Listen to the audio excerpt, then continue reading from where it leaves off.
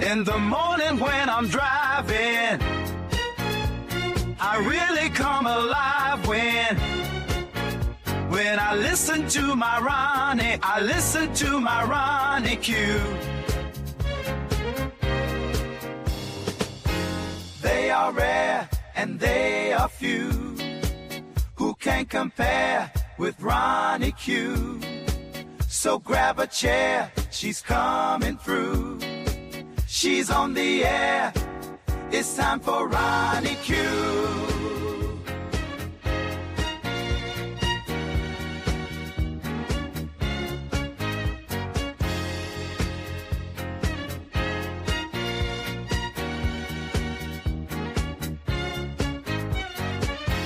They are rare and they are few who can compare with Ronnie Q.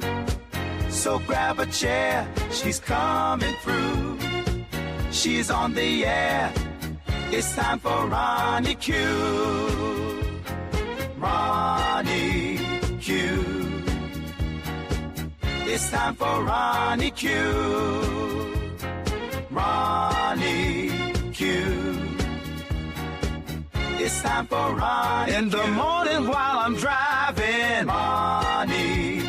I really come alive when it's time for Ronnie Q. I listen to my Ronnie, Ronnie Q. I listen to my Ronnie. It's time for Ronnie Q.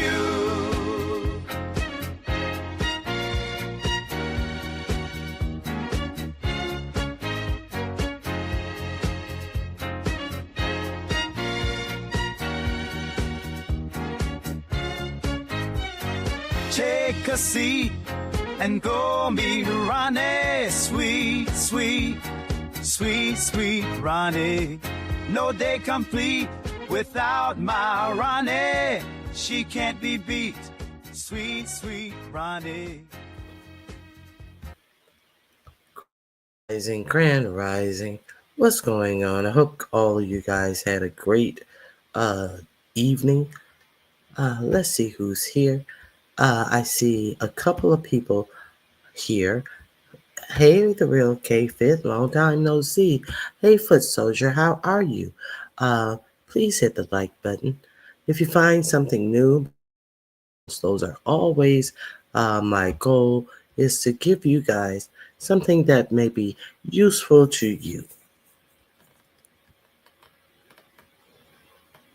It is a beautiful day, Foot Soldier. I think most of the beauty in this day is my flowers are growing so well, Foot Soldier. I'm going to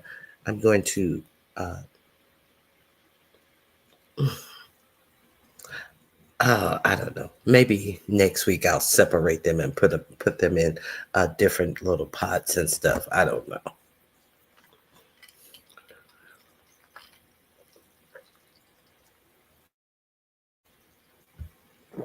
Nappy Child, where you been? Good to see you, Nappy Child. Okay, so here, what do I have? I have on the docket this morning. Now, did you guys hear that 47 learned that China is going to be in Switzerland? So they, China has been ignoring 47 with this 145% tariff, which is basically an embargo, a no deal, a no starter. We're not trading anything with China. Now, I told you a week and a half ago that we were looking at our store shelves, our grocery shelves, a lot of the shelves in our where we shop from being empty in 2 weeks. That was about a week and a half ago.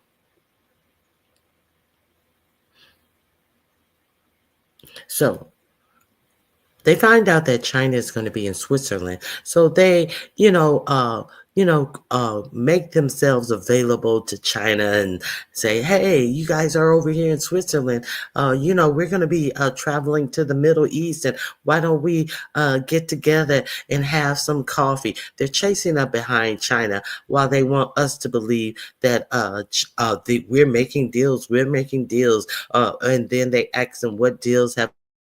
We have plenty of deals. 47's even said that they have made 200 deals. And now it's to the point where I'm tired of people always asking us about deals. Why do people always ask us about deals? We have 17 deals that are ready to go. And then they're like, well, what's taking y'all so long to sign the deal? We don't deals. They have to sign the deals.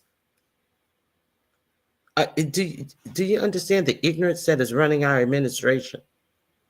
We don't have to sign the deal. They have to sign the deals. Well, then that means you have 0 deals. That means you have 0 deals. You both have to sign the deal. That's what make it a deal. No wonder 47 has bankrupted so many of his own companies because he doesn't even understand a deal, much less the art of a deal.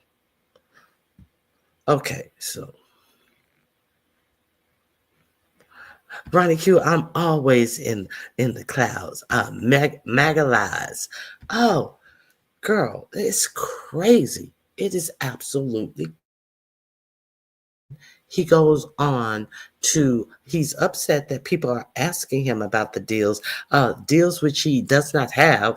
He has no deal. China is over there trying to get the EU to make their deals with them. You think China's like, we're not going to suffer? United States it's not the only people who we can get good shipping deals with. We already know that the United States has marginalized the European Union, and they are sick of his ass anyway. So we'll go over here and cut deals with them.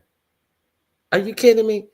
And people sitting up here watching this for-profit media news, thinking that they're getting the news, thinking that China is going to come to the table soon, while China's like, fuck you, and the horse you rode in on.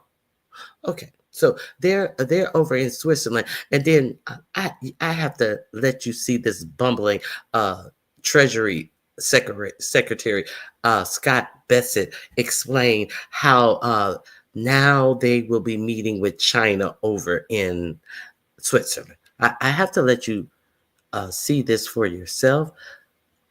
This is something new this morning that I happened upon while I was setting the live up. Excuse me for being 1 minute late, foot soldier.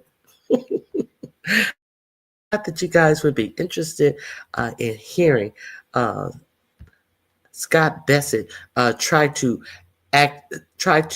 take a power position when they are lacking up to China. So let's hear this.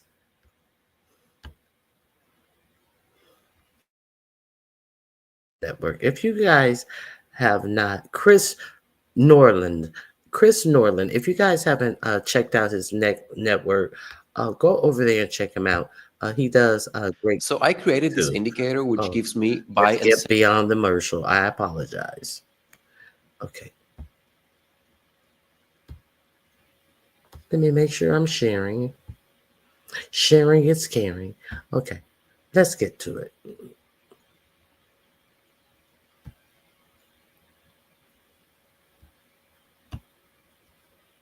It's in Switzerland. But there's some really crazy details about the meeting. Scott Bessent just revealed in an interview over on Fox. Did they plan this meeting ahead of time or not? Or is the USA party crashing? Okay. So this is how they portrayed it. Now, said that we details about the meeting. Scott Bessent just revealed in an interview over on Fox. Did they plan this meeting ahead of time or not? Or is the USA party crashing? Okay.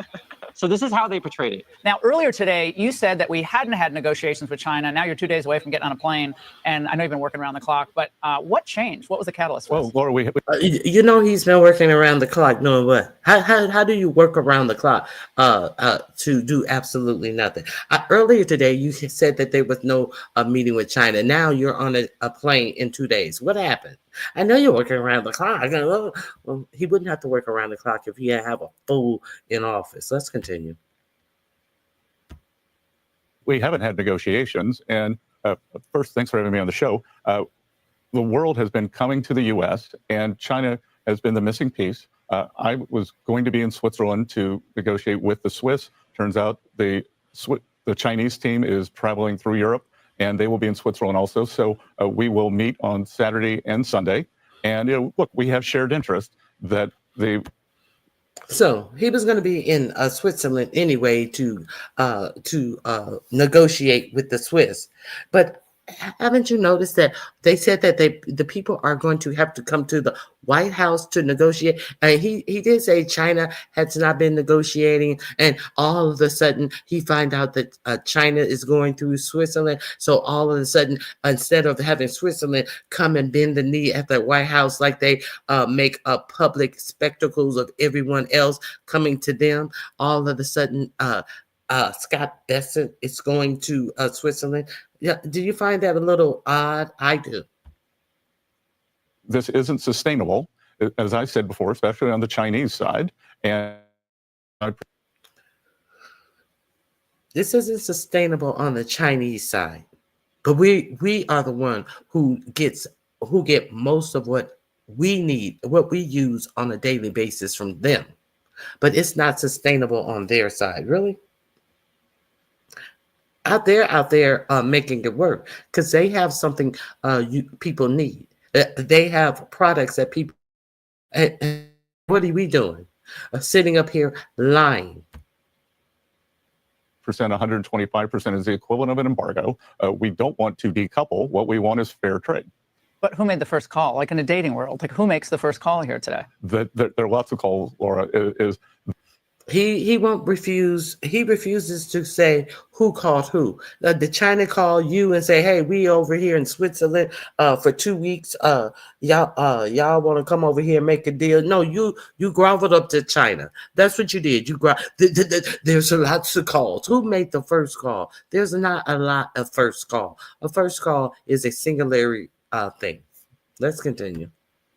That there isn't a first call. There are a lot of contact points. They said like, well, China just happened to be in Europe and we just happened to be in Europe and we just both happened to be in Switzerland at the same time. And they're like, hey, why don't we like hang out? And they're like, yo, let's hang out. So it wasn't. No, it's not gonna work like that. I mean, that's how they portrayed it. So it wasn't like they call them on the phone and say time to meet kind of thing. I don't know. So one way you could paint this, and it depends how you want to read it, is that China already had trips scheduled and that USA tried to get into their calendar. To me, that's what I would go with, how I read this. But you could read it any number of ways, but that's kind of what it sounds like to me, because it was in a report in the news this week that China's trying to basically say, hey, EU, leave the USA, come to our side with the rest of the world and basically, go against Trump, because if you leave Trump alone, he'll be a loss of vote stranded, which we talked about before. So in my opinion, hearing the description of it, it sounds like China was already there and USA is kind of like it's like that old boyfriend who's trying to get a date with you again, and the girl's already moved on to other boys. It's kind of like that to me, but obviously the Trumpers would feel very differently. Okay, so that is what do you guys think about that? MAGA felon is making deals for himself and others. Yes, he is. Now, that's something else I wanted to talk to you about. 47 is going over to. He's going UAE, he's going to Saudi Arabia, and he's going to Qatar. Never fear, American citizens. He's going over there to make some deals. So, while we're about to have empty shelves in our stores, never fear. 547 is going to these oil-rich states to make deals for himself and his family. Not anything to do with the American people. I thought that he wasn't even allowed to do that while president. But hey, silly me. Silly of me to think that nobody is sounding the alarm that this man is making money off of the office of the presidency. I thought that he was supposed to separate himself from his business, but he's over there making business himself while president. I thought that was against the law. And where are the Republicans? Where are the Republican senators and congressmen to call this out? Yeah, is it Biden's fault? Is it Biden's fault? God, look how long they talk about the Biden crime family because of what the things that they said that Hunter Biden and Biden's brother had been doing prior to him being not while he was in office, prior to him being in things that they have not approved, but they continue to call him all throughout. These Republicans, they can see this, but they can't see what's going on right in their faces while 45, 47 is sitting in office. It's amazing. Okay, now until approximately May 12th, purchase a little water, candles, flashlight, canned goods, toilet tissue, hygiene products, and any basic goods on 5/12 when the last ship uh, of port is due. Thank you, thank you for saying that. I've been saying that. I'm telling you, you guys need to definitely stock up on things that you're going to need for your survival, your personal home survival. You know, you don't want to be out here bad. You don't want to be out in these streets looking for things, going from store to store only to find nothing. You don't want to be price gouged. Do you think this president is going to give a damn if stores are price gouging? Um, Make sure that you go out and prepare yourself for these next few days of these empty store shelves. Okay, so what else do I have? Grand Rising, Very Carrie. Okay, so I shared that with you. Let me share something else I've pulled up you, and we're going to talk about the other ignored famine that is going on in the world today.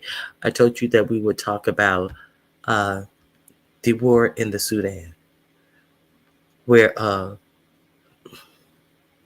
once again many people are dying of starvation. This is including children as well.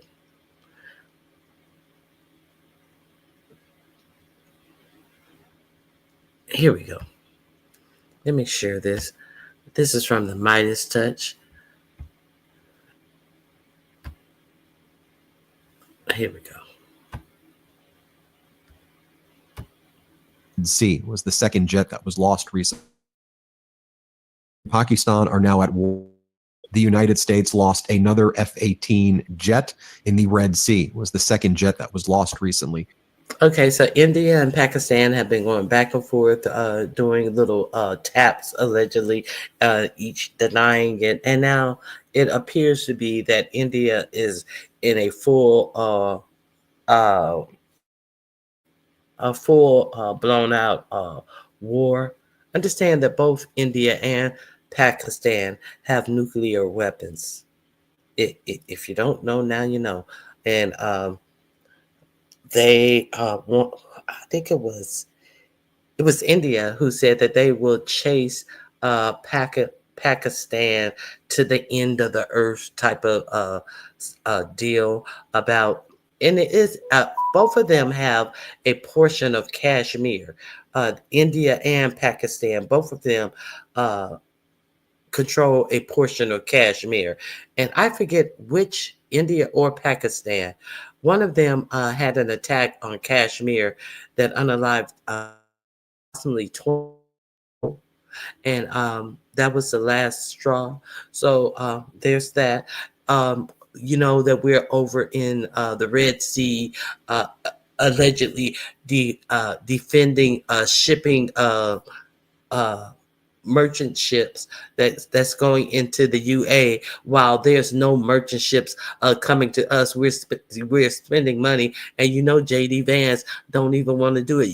That Hexel, he said that he hate that they're defending these ships, that our partners, they hate doing this, and we need to find out a way to get our money back. But why are they really over there? Because they're in lockstep with Israel. That's why they're over there.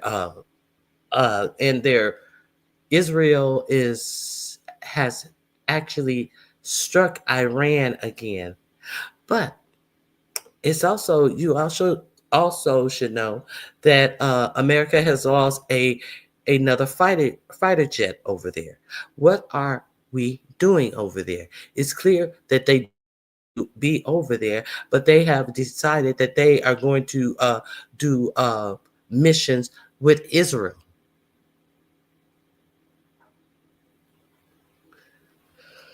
Let's continue. I'm just repeating myself because I told you guys about this whole situation a long time ago. So if you want to get into details about it, if you want to know the news that is going on in the world around you, that is definitely going to affect you. Look at some of my past videos. Let's continue. We've had multiple drones that were downed over Yemen. Ukraine has not seen the peace in 24 hours that Donald Trump promised he was going to negotiate. He's still no deals Donald. He's negotiated 0 deals with his trade war against the world. And now he says he may just unilaterally impose his own deals by making up numbers and calling that a deal, which is not a deal. Donald Trump has caused massive He may just unilaterally make up his own numbers and call that a deal. Is that why he doesn't need any signatures? We have a buffoon in office. We have an absolute buffoon in office, and it's not going to hurt It's not going to hurt anybody in his sphere of people. It's not going to hurt any of his family. It's just going to hurt us because people were too ignorant to get off of their asses and go vote. Because people were so stupid that they wanted to act like Negroes and voted for someone against their interests. Because people didn't take it seriously that he was going to enact all of the policies that Project 2025 outlined, because he had none of his own. Okay, let's continue. The world. He's caused economic chaos here at home. Main Street is suffering. He's manipulating the markets on an almost daily basis. And what has he been talking about? What has he been focused on? Well, he announced that the U.S. is going to start to call the Persian Gulf the Arabian Gulf. So this was a major announcement that he wanted to make before he traveled to the Middle East to meet with Saudi Arabia, UAE, Qatar. Now, how are the people over in the Persian? Are they going to take it like those? I wouldn't say press corps because it's not a press corps. The influencer corps in the White House takes it and makes sure they call it the Gulf of America. Unlike serious press like the AP, who didn't call it the Gulf of America and got thrown out of press briefings. And that's another thing.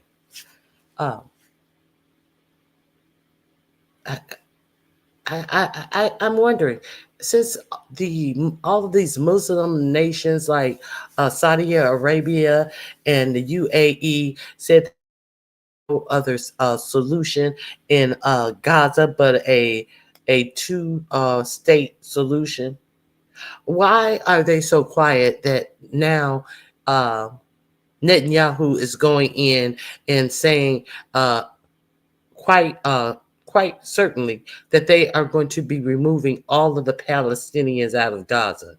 I thought that the Muslim nation was a non-starter, but it seems like it is the final solution.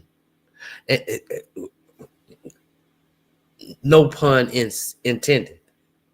It seems like Israel has decided that they are definitely, and they are unabashedly doing a final solution with the Palestinian people. Where are the Muslim people? They with 45, 47 to go over deals for him and his family.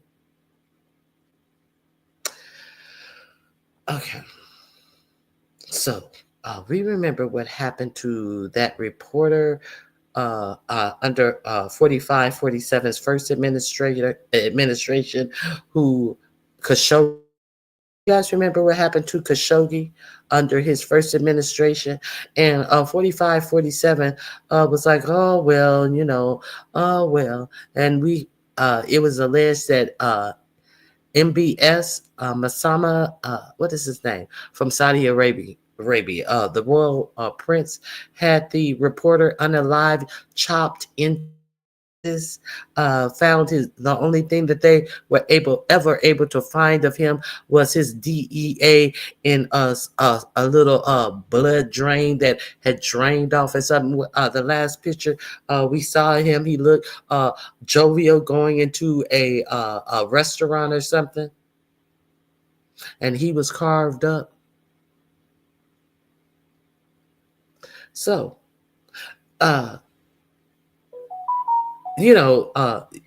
Trump has surrounded himself with absolute idiots. He doesn't take our security seriously.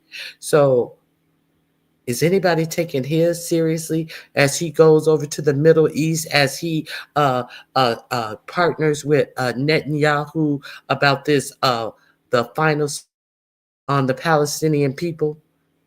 I'm trying to figure this out, because the Muslim countries that he's meeting with said that there is only a two-state solution for Palestine. And they've definitely said that they are getting rid of all the Palestinian people in Palestine. As Dumbo goes skipping off to the Middle East. And in his before he leaves, he says that he's turning the Persian Gulf to the Gulf of Arabia or some bullshit. How are they even trying to? What would be a deal to make with this person? I don't understand the value in any deal with this person. What does he have to offer? I'm dumbfounded. Hello, viewers of your Grand Rising.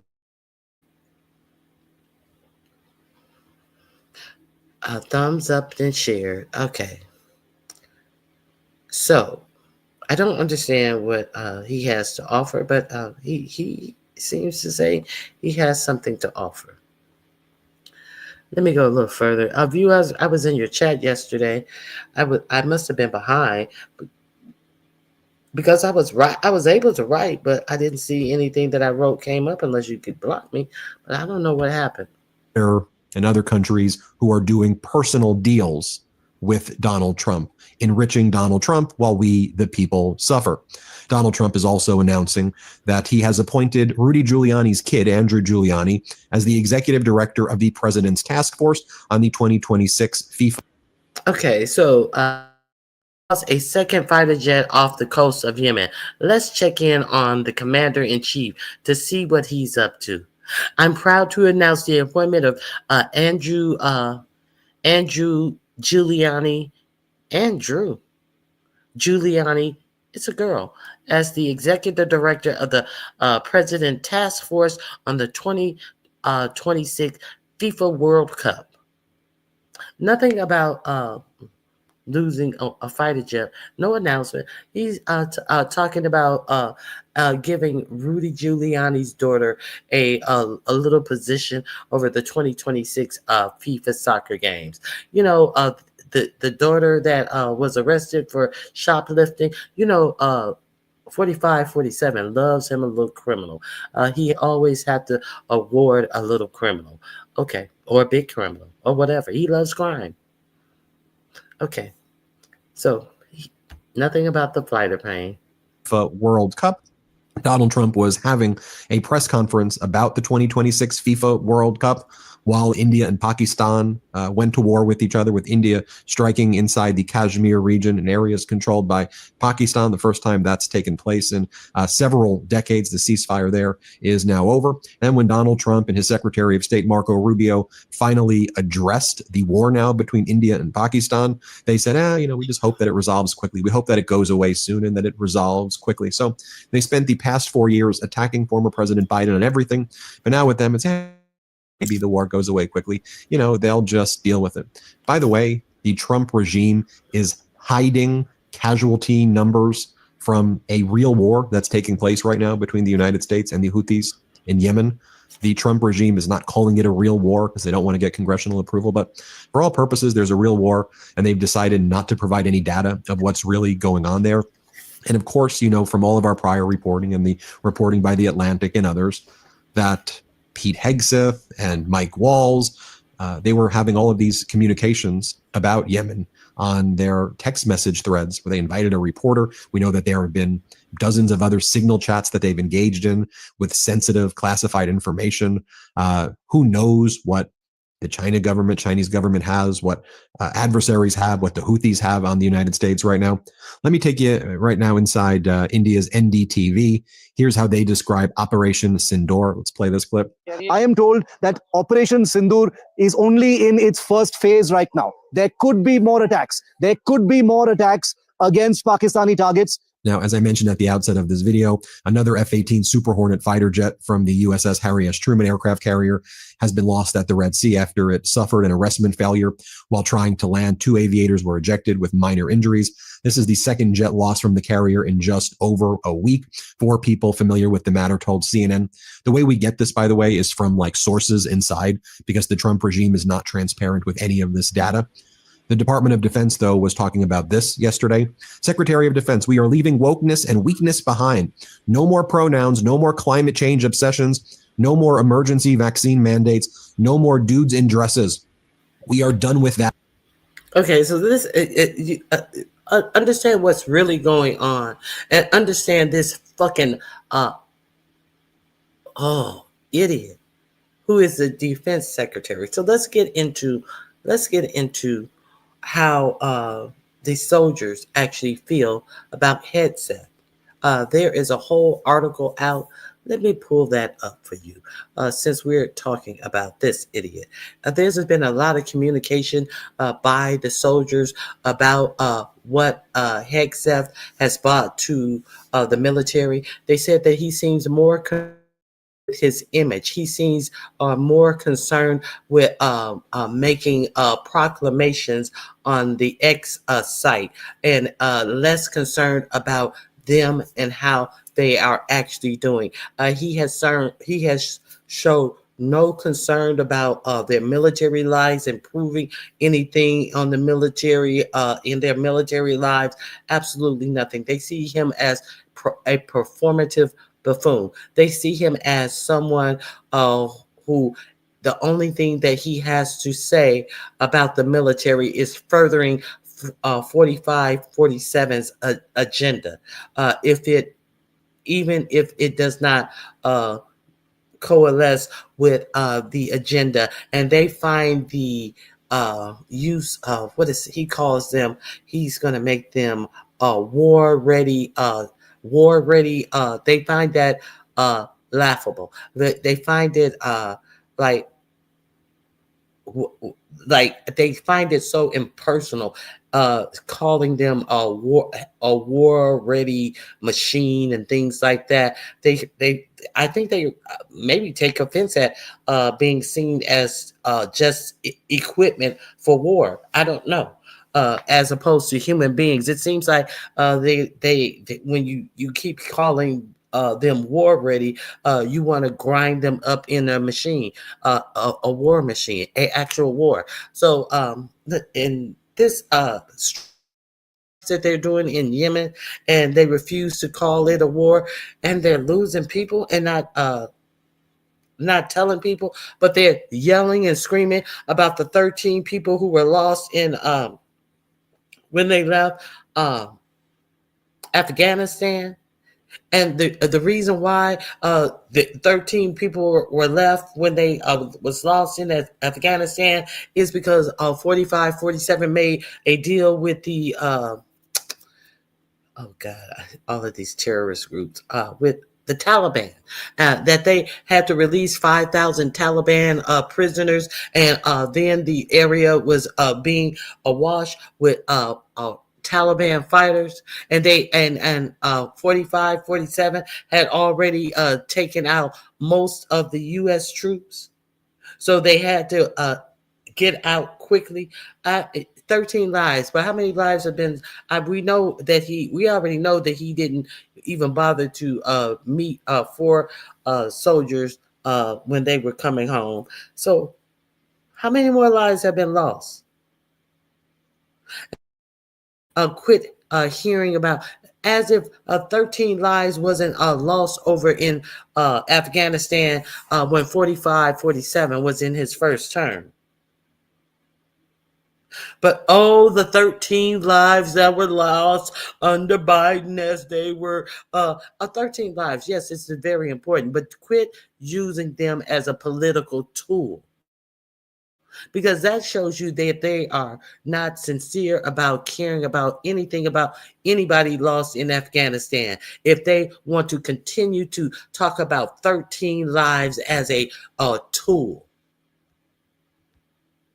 And I'm not trying to belittle 13 lives, but I'm trying to belittle these motherfuckers using it as a political tool. Hold on.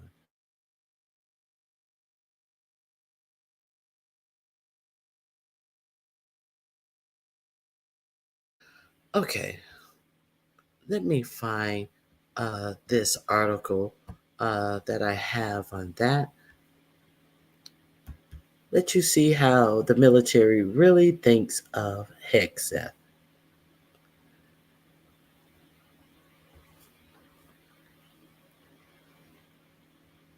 What says the workforce? Oh, I think this may be a video. Oh, I have a video. Oh, let me see. I thought I just had the article. I have an article and a video. Let's check out the video. Oh, let me stop sharing this screen, and I'll share this screen with you.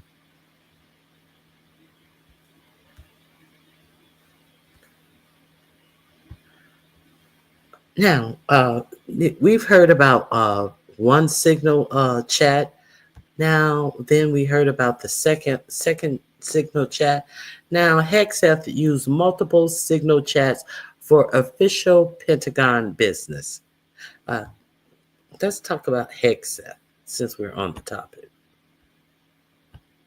Who are not in the military understand this. Okay, so General Hertling, help people who are not in the military understand this, and I know you understand it personally because when you served as the commander of U.S. He's looking at different percentages. That's a very bad way to analyze and conduct. He's going to give an elongated version of that film you just showed. What he's saying is 10%, 20%. He's looking at different percentages. That's a very bad way to analyze and conduct force structure redesign.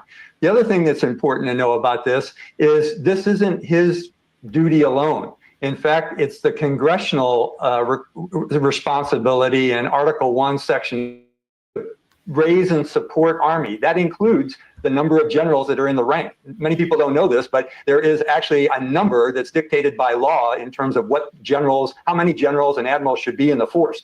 So again, So he's just taking it upon himself. And then I found out that he was just in the National Guard. We have a whole motherfucking, what do they call them? Crossing guard over our armed services. Let's continue. A good idea. He's trying to do it fast. It's more of the so-called shock and awe that I think the administration is attempting to do. But when you do that shock and awe, you find out that a lack of planning, if you're trying to do it expeditiously, there are going to be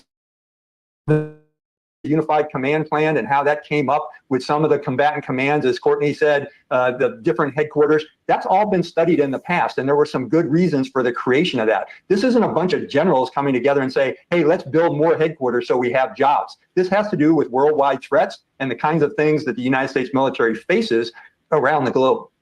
Let me ask you about something else that the Wall Street Journal is actually reporting, that Secretary Hegseth used the controversial Signal messaging app for official Pentagon business much more extensively than we knew before, saying he, quote, engaged in at least a dozen separate chats, according to people familiar with his management practices.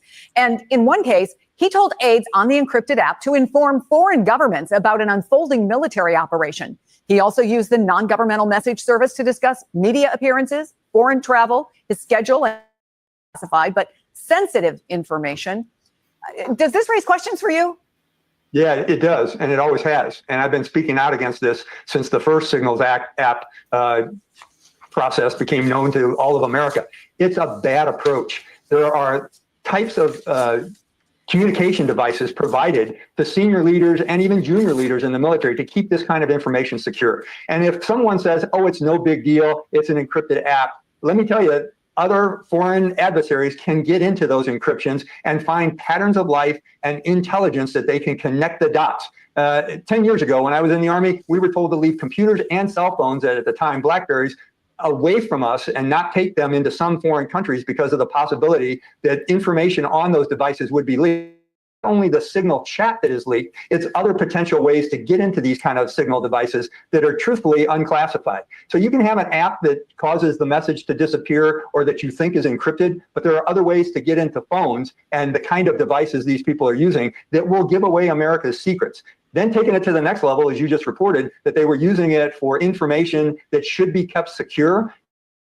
America's foes information about patterns of life, movements of officials, intelligence that they can connect the dots on, and it causes harm to America's security. So, there's a reason why most in government are told, don't use commercial apps. Use the millions of dollars worth of equipment we give you in classified information flow to keep others from understanding what the United States government is. But if they use that, then it will be archived. They don't want it archived. They want to work in impunity. Where did they get this from? They got it from the architects of Project 2025. They don't want anything to be foilable. They don't want people to be able to file FOIA requests.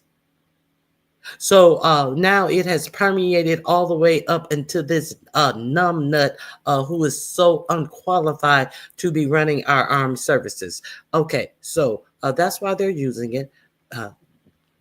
Let's be clear. Let me show you the article.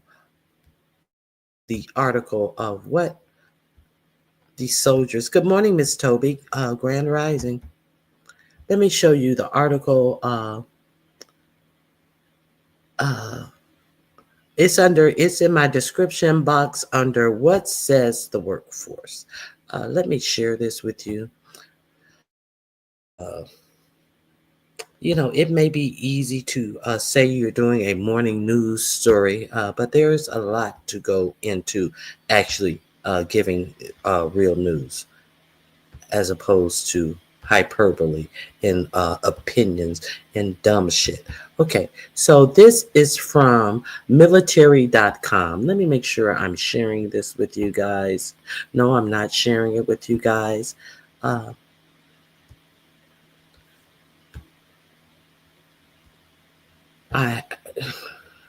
Okay, here we go. From military.com. Hegseth works hard to portray himself as a man of the troop. They may not be buying it. Their words, not mine. Stomp down. That's their words, not mine. Okay, so here he is, right here, a buffoon, a defense Hegseth swordsman has attempted to reframe the role of the Pentagon's top civilian leader during his first months on the job, casting himself as a relatable everyman, one of the guys. Instead of the standard suit and tie. He regularly appears in khaki hiking pants, rolled up sleeves that reveal tattooed forearms, and occasionally a trucker hat that involves a trucker hat em, em, emblazoned with an American flag. Let's not forget all the American flag wear to show that I'm a patriot because all of my clothing has American flags on them. Don't you see my handkerchief that I wear? My handkerchief that I pocket square that I put in my pocket. It always has the stars and stripes. It's an American flag. I'm a patriot. Damn it. Instead of, okay, let me see. The American flag. He often posts videos and photos of himself working out with the troops. I gotta get that. I gotta get my next bitch who I'm gonna be fucking to see, fucking on the side of my wife to see me working out. Vanity photos. It's not about working out. These are gonna make some nice cuts. But that carefully curated image also so different from the past defense secretaries may not be totally landing with the rank and file. Interviews with the service members and reviews of hundreds of social media posts on message boards suggest the image that the Pentagon chief is trying to project is seen by some as overly manufactured and desperate for affirmation. This is going to be oh, wait a minute, that's the next read. He seems too preoccupied with his personal brand, one Army captain told military.com on the condition of anonymity to avoid retaliation. This vet bro Pentagon. Across military Reddit forums, and a listed memes page, Hegseth has become a regular target of satire, often referred to with nicknames such as DUI Hire, Whiskey Leaks, and Kegseth. The references allude to past controversies, including alleged alcohol abuse and an incident in which he shared sensitive Yemen attack plans details in an unsecure signal group chat that included a journalist. So they are calling him a DUI hire, whiskey leak, and Kegseth. Okay, the Pentagon did not immediately respond to a request for comment on Friday. In a recent post on the Army Reddit forum, it was discussing a report that Hegseth set up unsecured internet line in his office. One poster's quipped, "It was hidden behind the liquor cabinet. I bet he has so much booze in there. I bet he has so much booze in there.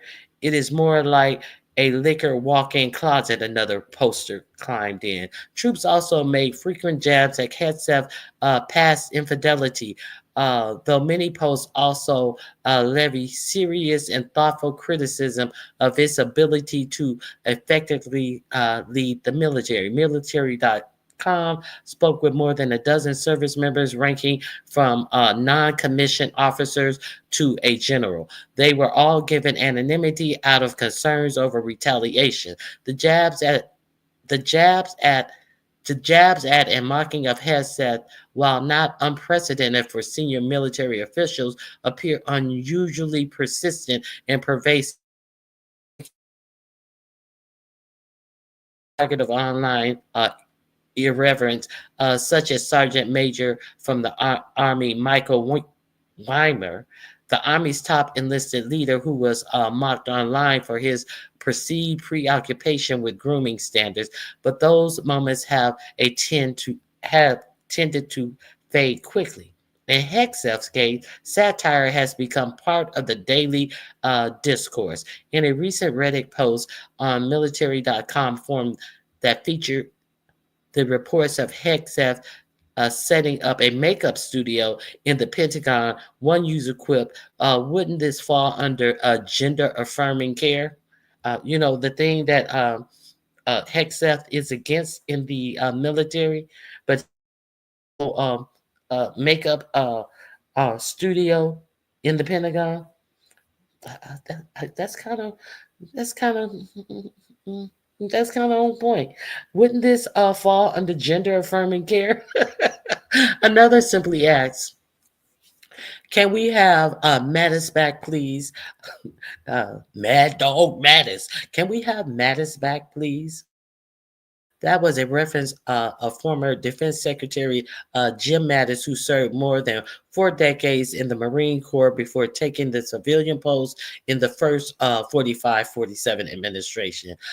Duffel blog, the Onion style military satire blog, even has merchandise based on their jokes, including a WikiLeaks drinking glass and a bottle of hand wash with the label "Clean on OPSEC." Another reference to Hexeth's comment on the unsecured signal chat about Yemen. You remember he said that the operation was ready to go in OPSEC. That's something like everything OP. I forget exactly what OPSEC stands for, but Operation was secure and they were ready to go.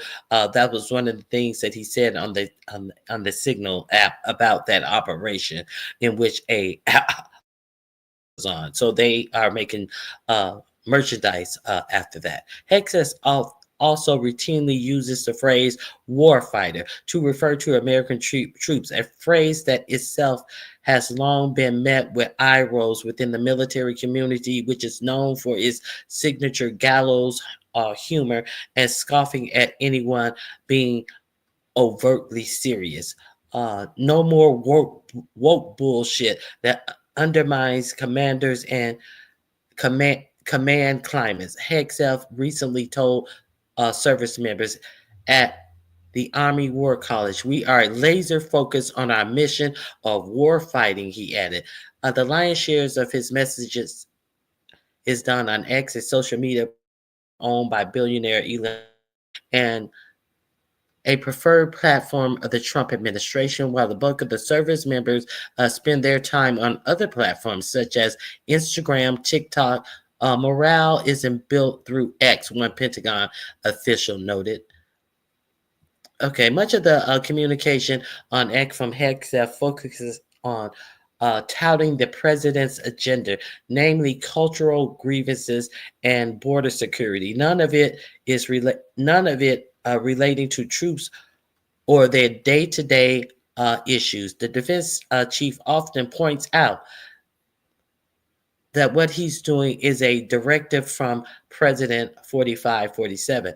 Hexef's apparent push to make the defense secretary a public personality more than just a public figure, mostly through social media, also sets him apart from many who served in the role in the past. Almost everyone who spoke with military.com for this story noted that rank and file troops shouldn't need or want to care much about someone so far removed from their daily lives. Several service members remarked that before Hexef, the only time that they thought about the defense secretary was when they needed to brush up for a board inspection where they may have had to answer questions about their chain of command. One Navy officer noted that when news of former Defense Secretary Lloyd Austin's hidden cancer diagnosis became public last year, a major scandal and now a talking point in communication, the news didn't even register with their sailors despite significant media coverage. Now it's a whole talking point in the Pentagon every day as a point of contention. It's not like when Lloyd Austin disappeared for 5 days from. It's not like now they're using it as a walking stick. Meanwhile, some of Hexef's big policy moves, arguably done in the name of service members, have left him perplexed. On Tuesday, Hexef announced that he was ending the Women, Peace, and Security program that was aimed at supporting women on security teams, especially overseas, where men may run into cultural or religious barriers. Troops hated Hexef declared in a social media post on Tuesday. One junior official said that while they knew about the program from personal connections and previous deployment, it is likely that they were the only person in an office of dozens who did, which means that while he wants to act like he's doing something big, hardly anybody who in the military even knows about this program. And he's acting like it's a big thing in the whole military when it's something so minute in the military, is his point. Many who spoke with the military.com remarked that the military, especially the rank and file, don't have time to be focused on the kinds of policy moves that Hegseth is making.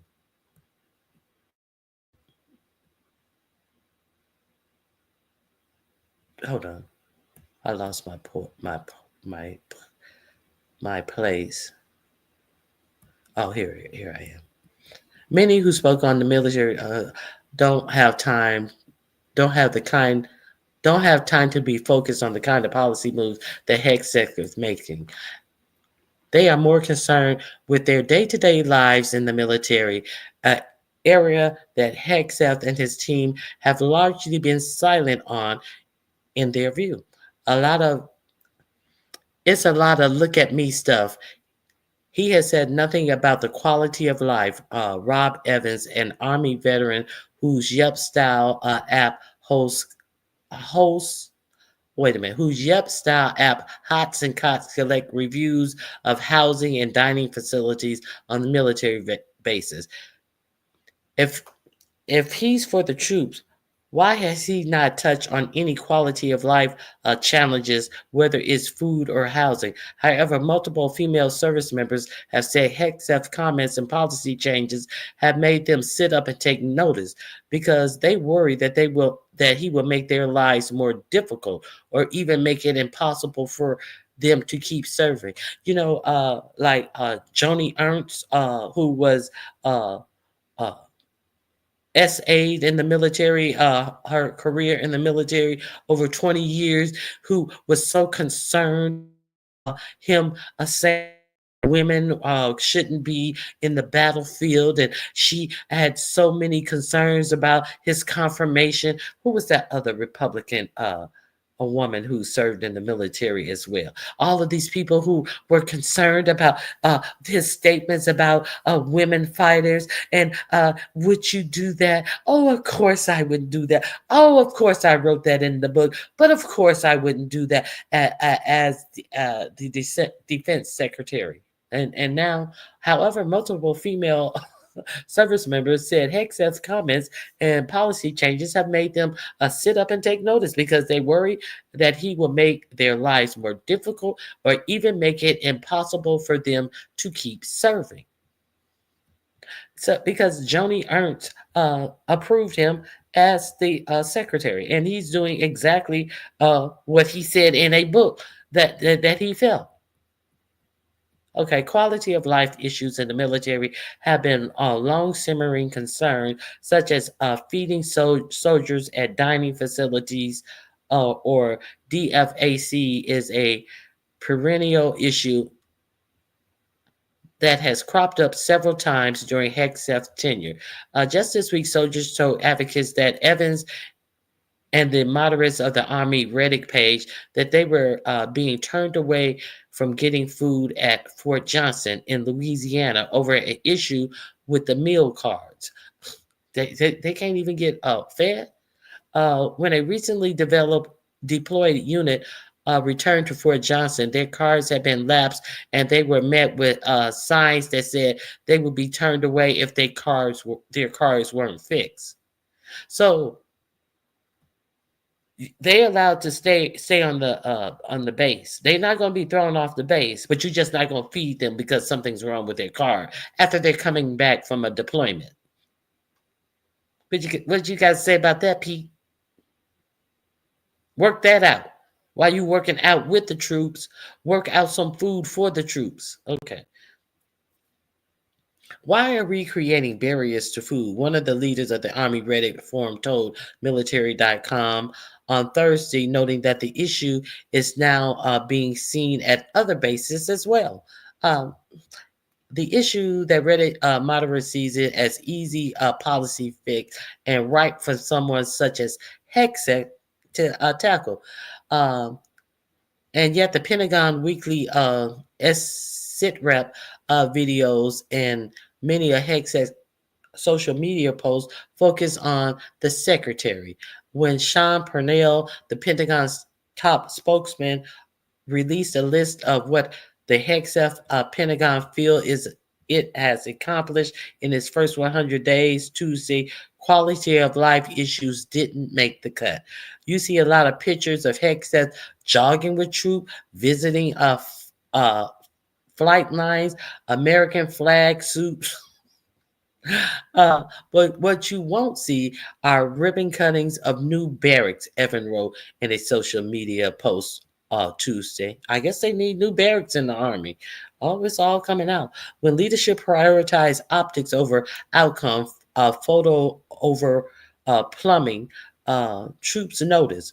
When the DoD leadership talks about lethality, but ignores soldiers are getting sick from their own living condition, credibility suffers, he wrote. Ultimately, several service members told military.com they feel Hegseth's idea of what a defense secretary is expected to do doesn't line up with the job with what the job actually requires of him. He'd make a great company commander, one officer said, but that's not the job he's in right now. Meanwhile, online, one Reddit member who is widely known on the Navy forum as a recently retired Navy captain recently wrote that Hegseth and others in the Trump administration are not the leaders we need or deserve. If you're left-leaning, Hegseth only serves to poke at and antagonize you. If you're right-leaning, he only serves to embarrass and demoralize you with his incompetence, they added. So there you go. The link is in the description box. This is what service members have to say about photo op Hegseth.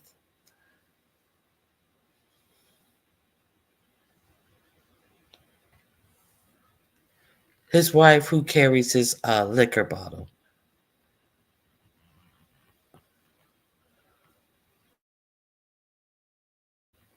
Who is Tortoise? Hey, who is Tortoise? Who is that? I don't even see that person in here.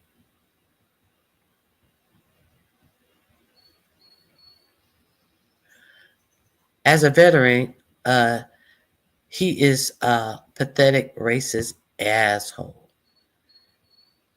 He is just like Donnie Two Dolls. I like that. Donnie Two Dolls. Who? Lawrence O'Donnell gave 47 the moniker Donnie Two Dolls.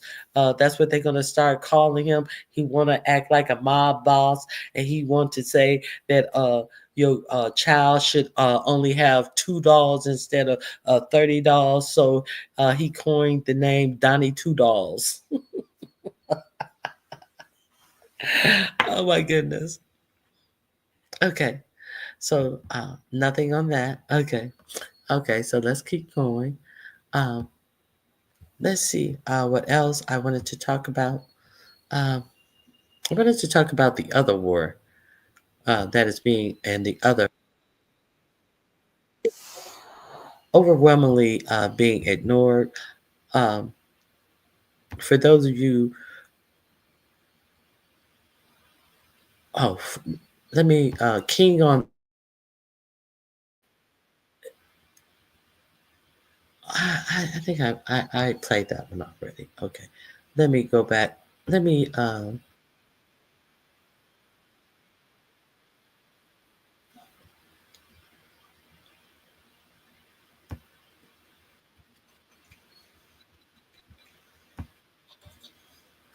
the ignored war.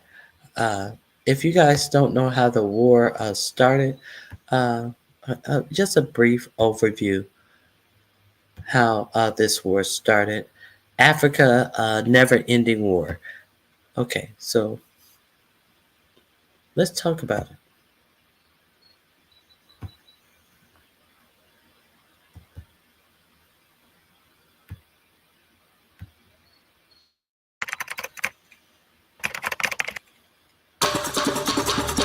People are left with no option, either to die by bullet and shelling or die by starvation. Terror has become a common currency. People are literally under siege. This is an entirely man-made crisis and a shameful stain on our collective conscience. It's about people, or it's about power and wealth. Darfur, a region of Sudan, part of a brutal war destroying the country.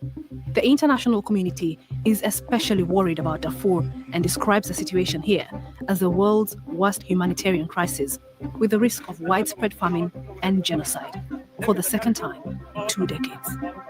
The current humanitarian catastrophe is unprecedented. Anything like this would happen. But who is fighting? How did it get here? And why is this happening again? Sudan's history is entrenched in war. For a short moment, it seemed to be on a path of civilian rule. But a military coup in October 2021 upended all hope. And on 15th April 2023, an all-out war broke out again. Sudan's capital, Khartoum, was turned into a battlefield.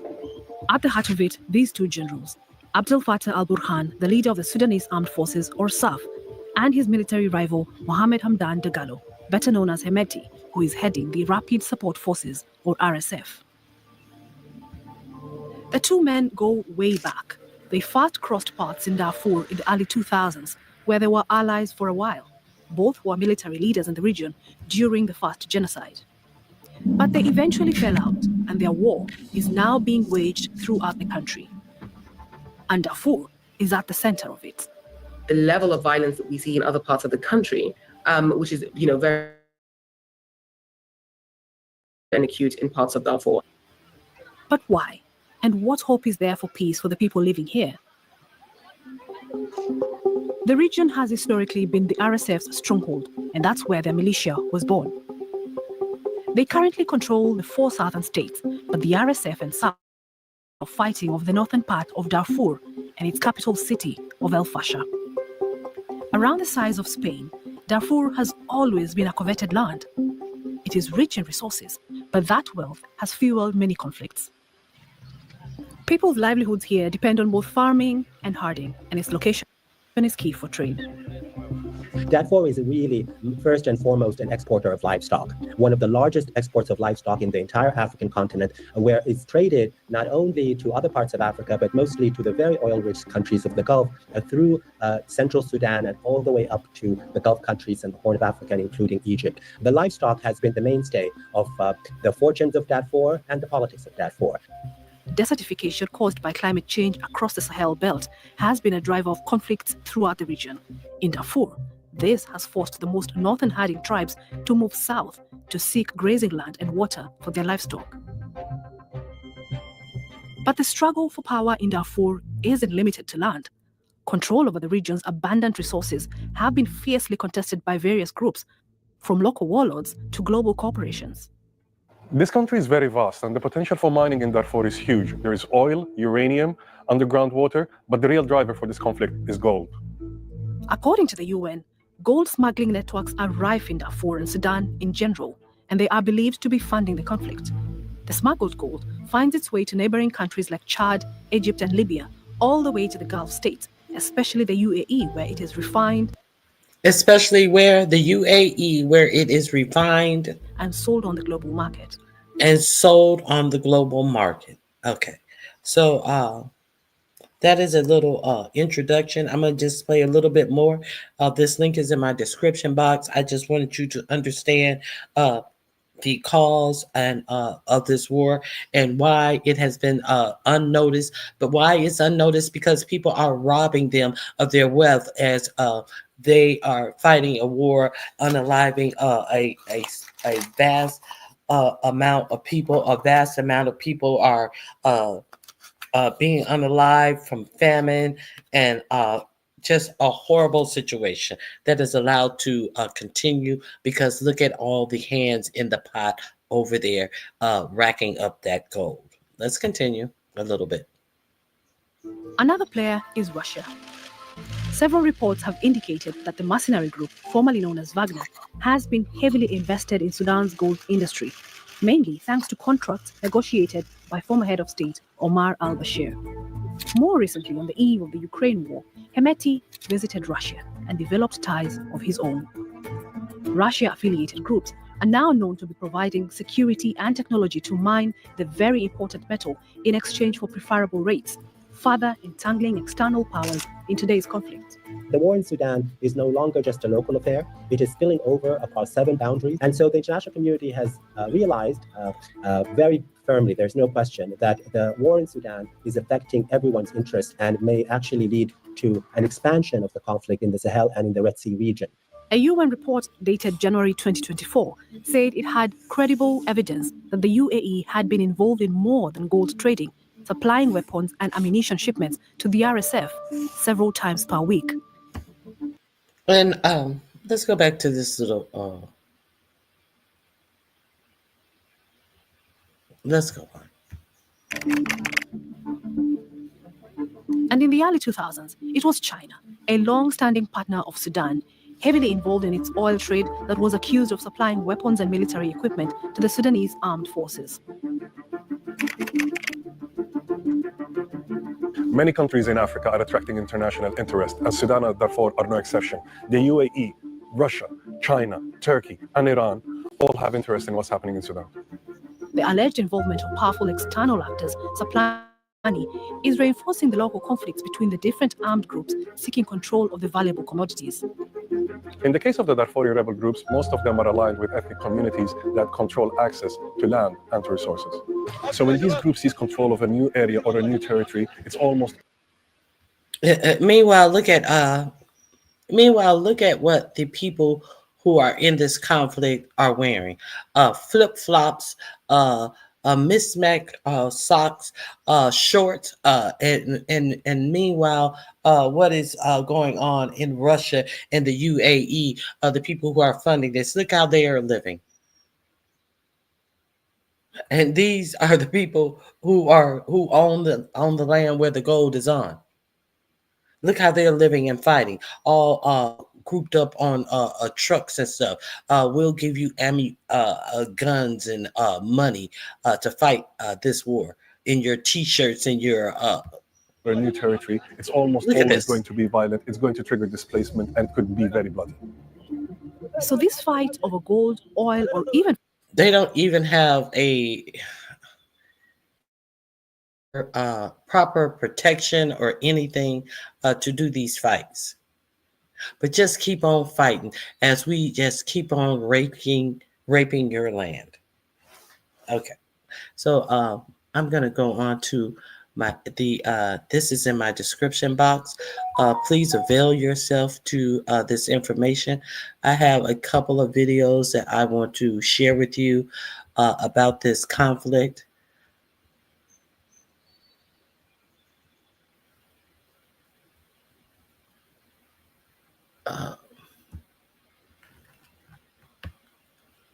Why is aid to Sudan failing while famine and conflict worsens?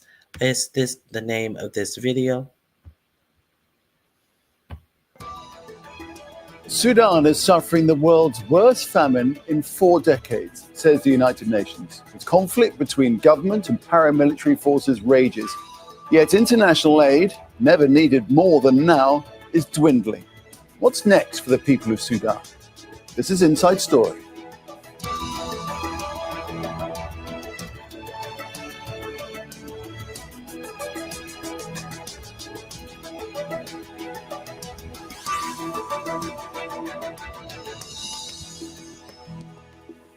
Hello there and welcome to the program. I'm Nick Clark.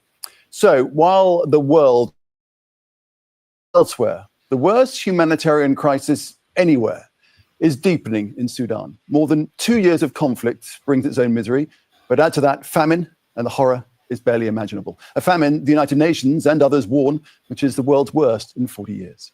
The fighting between the army and the paramilitary rapid support forces has forced nearly 13 million people from their homes, just under a quarter of the population. Yet despite all, national aid is falling. Humanitarian organizations, often working in dangerous areas, say the situation is catastrophic. So why is this happening? And what's next if things don't change for the people of Sudan? Will the world respond to avert further disaster? We'll discuss all of this and more with our guest shortly. But first, this report from Mohammed Haji. Increasingly catastrophic, the words of UN Secretary General Antonio Guterres. Sudan, frequently described as the world's worst humanitarian and worst displacement crises. Since the army pushed the Rapid Support Forces, or RSF, out of Khartoum in March, the paramilitary group has concentrated its attacks on North Darfur. Its days-long assault on the Zamzam refugee camp forced hundreds of thousands of already displaced people to flee yet again. The UN says at least 300 were killed when RSF fighters stormed what they said was an army base. Throughout the conflict, the paramilitary group has been accused of systematically targeting particular ethnic groups. Those who survived the takeover of Zamzam. And what you're gonna notice in these two different war fighters, some of them are obviously blacks and are obviously, what do I want to call them? They're not black, they're Arabic. Not Arabic. What do I want to call them? They're not to black. Flee yet again. The UN says at least 300 civilians were killed when RSF fighters stormed what they said was an army base. Throughout the conflict, the paramilitary group has been accused of these are non-blacks. And that's how these two groups are separated. And that determines who is killing whom. Okay, so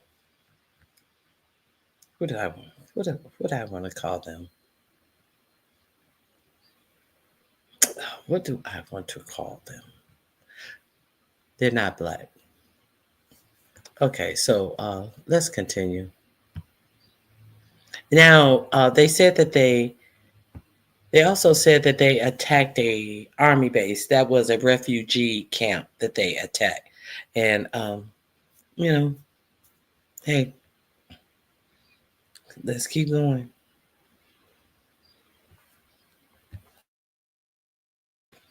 And there's no one in the U.S. who's telling you this story. So there it is. Systematically targeting particular ethnic groups. Those who survived the takeover of Zamzam sought refuge in Tawila, a town in North Darfur. More than 400,000 people have fled from Zamzam camp in recent days. Many have arrived in Tawila, where a WFP convoy of trucks has also arrived with food to assist more than 200,000 people. There are more trucks en route, including to El Fasher itself. Both the army and the RSF are accused of using starvation as a weapon of war, as Sudan slips further into famine. We send our children to chase distributing food just so we can have something to eat. We don't have access to clean water or basic sleeping materials like mats or mattresses. They stole 7 of our donkeys. We're in a dire situation, especially the children. And charities say aid workers have been targeted. We lost our staff due to such attacks, and some of them were in Darfur while others were in the Blue Nile. So what we need right now is that we need to guarantee the safety of humanitarian and aid workers, as well as guaranteeing safe passages to deliver food to those who need it the most. People are dying of hunger. More than 2 years on, violence between the army and paramilitary rapid support forces shows no sign of abating. And it's Sudan civilians who are paying the ultimate price. Mohammed Haji, Al Jazeera, for Inside Story. Hi. Okay. There's 2 more things I want to show you about what's going on over in Sudan. Gold, guns, and genocide. Let's check this one out. Democracy Now! You know that she's on top of it. This is Democracy Now!, democracynow.org. I'm Amy Goodman with Juan Gonzalez. We turn now to Sudan. Earlier today, UN Secretary General Antonio Guterres renewed his call for an immediate halt to the fighting between the Sudanese military and paramilitary rapid support forces. Guterres also condemned last week's drone attack on the last functioning hospital in the besieged city of El Fasher in North Darfur.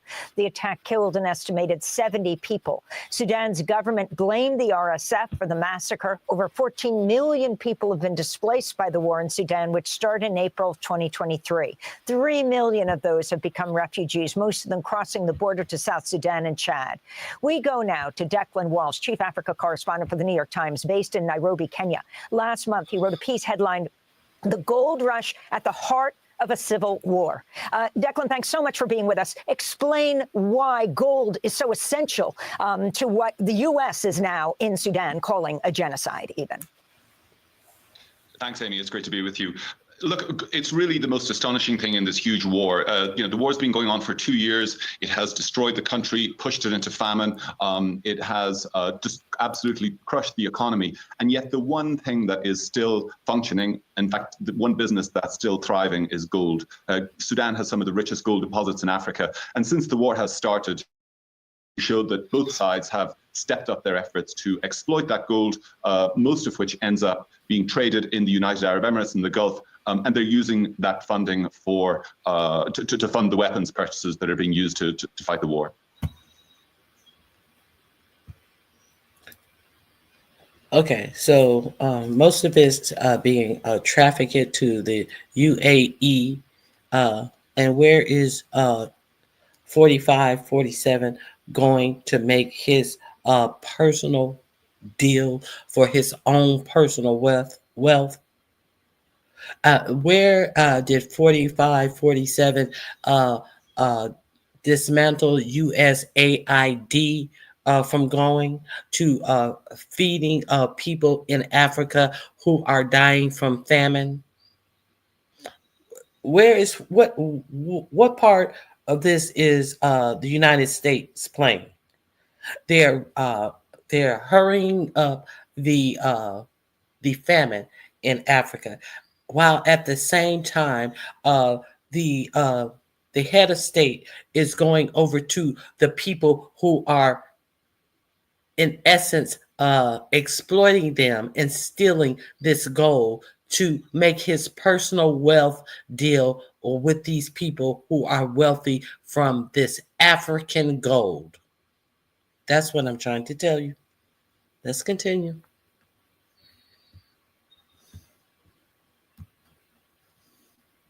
And Declan, could you talk about the role of the United Arab Emirates in this conflict? So one of the aspects of this conflict that have really bedeviled efforts to try and bring the two warring sides to peace is the fact that so many foreign countries have gotten involved on both sides. But far and away, the most significant meddlesome foreign power, if you like, is the United Arab Emirates. Our reporting and reporting by other outlets has shown that they have been smuggling weapons across the border into Sudan to the Rapid Support Forces. That's the paramilitary group that the US has now determined committed genocide during the war. They've been smuggling those weapons for about the last 18 months. And it's become, certainly in the last months of the Biden administration, it had become quite a sensitive point between the two countries. Biden administration officials up to Vice President Harris had raised this issue in private with the Emiratis, asking them to stop the support for the RSF. There's a certain degree of support in Congress. Some lawmakers have introduced laws, or had it proposed laws rather, suggesting that the US should condition weapon sales to the Emirates so that it would stop supporting the RSF. But in public, the Biden administration was actually, I would say, much more supportive of the Emiratis. The Emiratis, of course, the Emirates, of course, is an incredibly wealthy country with a lot of money to invest. It buys a lot of American weapons. And so that support has continued. Just last Friday, as news was coming through of the drone strike that you referenced in the introduction there, that killed about 70 people at a hospital in Darfur, we had a word from some lawmakers in Washington who said that they had been informed officially by the Biden administration that despite the promises by the Emiratis funding or arming the RSF, that arming continues to this day. And what is the reason, the purpose of the Emiratis in their support of the RSF? Well, it should be said the Emiratis absolutely deny that they've consistently denied that they provide any support to the RSF. But as we know, Sudan is a country with immense natural resources, not just gold, but it also. The RFF, they're Arabs, and the other forces, they're black, and so let's be clear, who's who. RFF are the Arab part of it, and they are the ones who are getting arms from the UAE. So there are racial lines in this as well, and the people who are suffering are at this moment are the black people in Sudan, as our 47 is going to make personal deals with the people who are being supported by the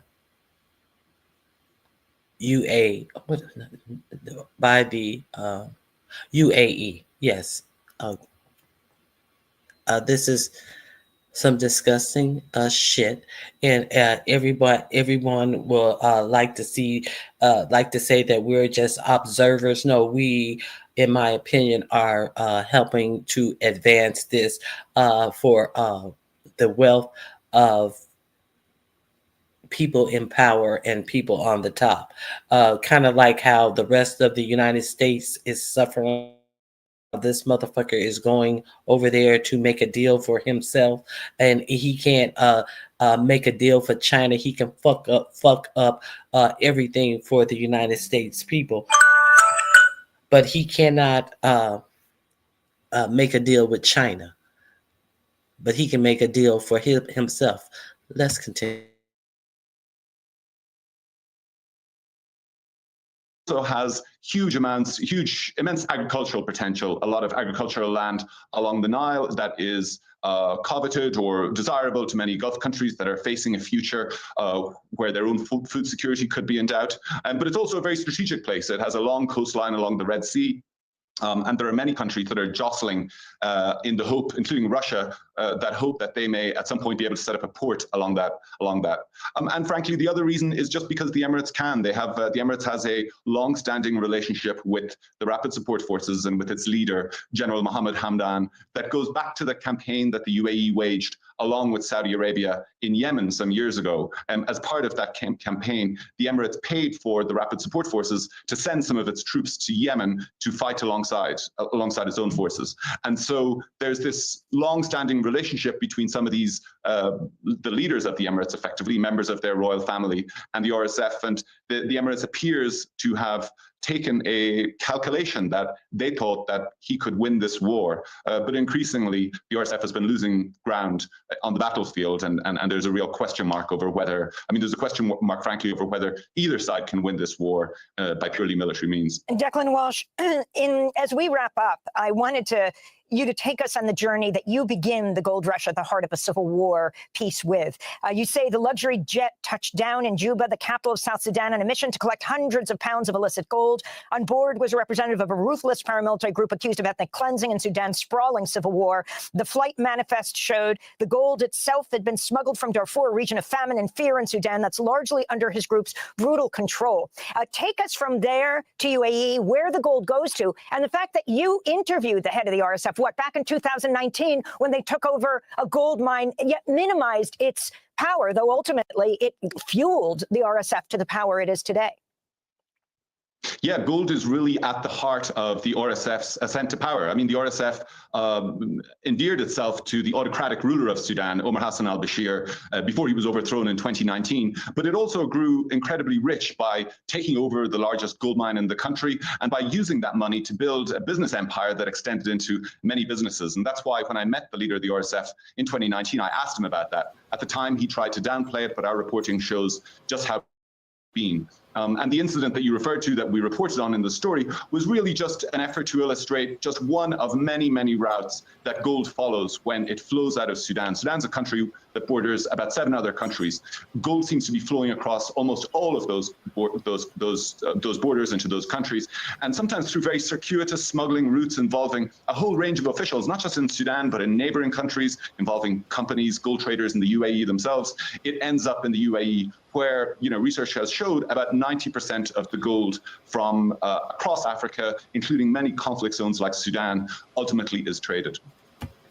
And look how the people are living and dying of starvation.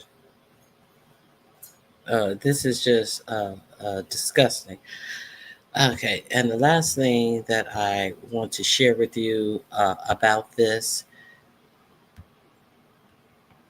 here is Sudan filed case against the UAE. Sudan files a case against the UAE in top UN court over and genocide. Okay, so I haven't heard of any of this being reported on any of our for-profit media. So I'm not going to ignore what is happening to Black people as Arab people get rich off of their gold, and they are starving. The largest genocide and that's going on, but you hear nothing about it. Thanks very much for staying with us. Time now for Eye on Africa with me, Georgia Calvin-Smith. Tonight, as Sudan's war deepens, the army takes the UAE to court, accusing it of breaching the Genocide Convention by the RSF. Meanwhile, the army itself is accused of targeting civilian critics. The top opposition leaders arrested in Kenya. Also, as the WFP warns that millions in Somalia are going hungry because of the fallout from a deadly combination of drought, conflict, and rising prices, I speak to the World Food Programme's Nutrition Data Analysis Chief about why food security has gone down, even as global prosperity has gone up. And we head to Tunisia, where a new law on checks is proving to be divisive, as it was brought in to crack down on the number of bounced checks gumming up the system, but has also made it difficult for some banners to do business. But first, the UAE's accused Sudan of embarking on a cynical publicity stunt after the army applied to bring a case against the Middle Eastern country over its support for the RSF paramilitary. Now, the filing at the International Court of Justice accuses the UAE of complicity in genocide. Now, the army has been fighting the RSF in a brutal war in Sudan that's killed tens of thousands since 2023. The army itself, though, is accused of leaning on civilian political leaders. On Thursday, a prominent opposition figure was held by police as he arrived in Nairobi. That's where our Olivia Bizo is.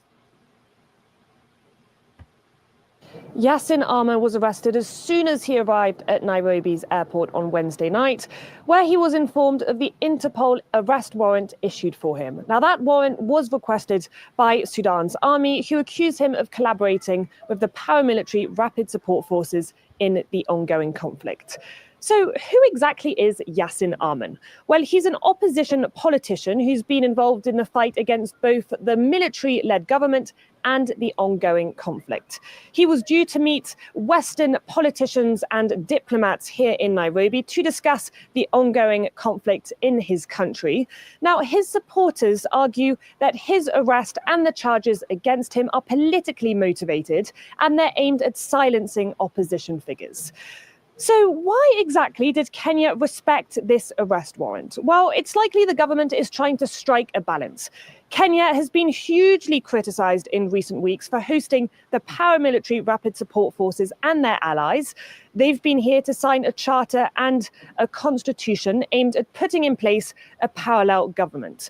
So by respecting this warrant requested by Sudan's army, President William Ruto is likely trying to say, look, I'm not taking a side in this conflict, and I am respecting my role of mediator for Sudan's conflict for IGAD, which is a regional bloc aimed at ensuring peace and stability in East Africa. Well, that breakdown for us from Olivia Bizo. Look now at some news in brief. Another ally of the South Sudanese vice president's been detained. The country's peace-building minister, Stephen Parkwom, was arrested on Thursday, following that of the oil minister and deputy head of the army. All three men are members of the Vice President Riek Machar's SPLM-IO party, and their detentions risk destabilizing a fragile peace agreement in South Sudan that was struck in 2018 to end a 5-year brutal civil war. Also, at least 10 people have been injured in Mozambique after police fired on a march in support of opposition leader Venancio Mondlane. It happened just hours before President Daniel Chapo had signed an agreement with some other political parties that was aimed at ending months of protest over Chapo's disputed election win last year. Now, Mondlane came second that a combination drought, the 3.4 million already facing critical levels of hunger. The worrying numbers from the World Food Programme warn that a combination of drought, conflict, and inflation threatens to leave a quarter of Somalia's population without enough to eat. And all this just in Somalia. Let's not forget the first week that 47 got in office, that they were striking Somalia. This is who they were striking. 47 in a little Herald story that they're over there striking Somalia with weapons. So who's complicit? Who is looking for rare earth minerals? Who wants to get in on the deal that's going on in Africa for their rare earth minerals? Now, let's talk about the USAID that has been suspended under 47. You hear that one of the biggest things that is these people are facing is hunger. These rich nations, let me share this with you. Here we go.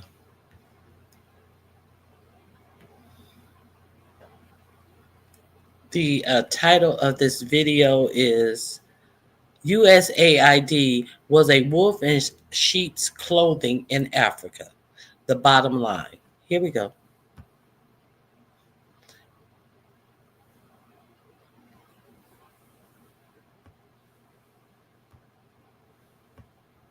Termination of tens of billions of dollars of U.S. aid and humanitarian assistance to Africa and elsewhere around the world.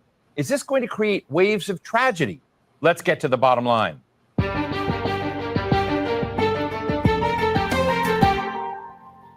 As part of its mission to downsize the U.S. federal government, the Trump administration has suspended employment of thousands of USAID workers and has terminated its programs and most global humanitarian assistance. There have been some exceptions for life-saving programs, but these are small waivers amidst an onslaught of huge, massive aid cuts. Africa stands out as the most impacted. But what may disappear? Humanitarian assistance, infrastructure support, medicine and food programs. These are all substantial for countries like the Democratic Republic of Congo, which receives about $1.34 billion each year. Ethiopia, which gets about $1.2 billion. Sudan, nearly $800 million. And other major grants going to Nigeria, to South Sudan, Kenya, Mozambique, Uganda, and more. But some see a silver lining in this gutting of U.S. support for the continent.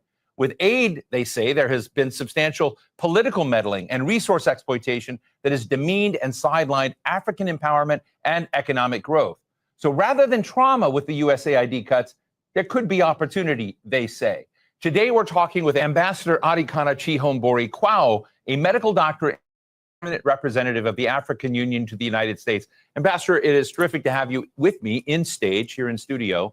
Let me just ask you, if I look through the USAID programs, some of which have been cut off, in Congo, there's an aid group, Action Against Hunger.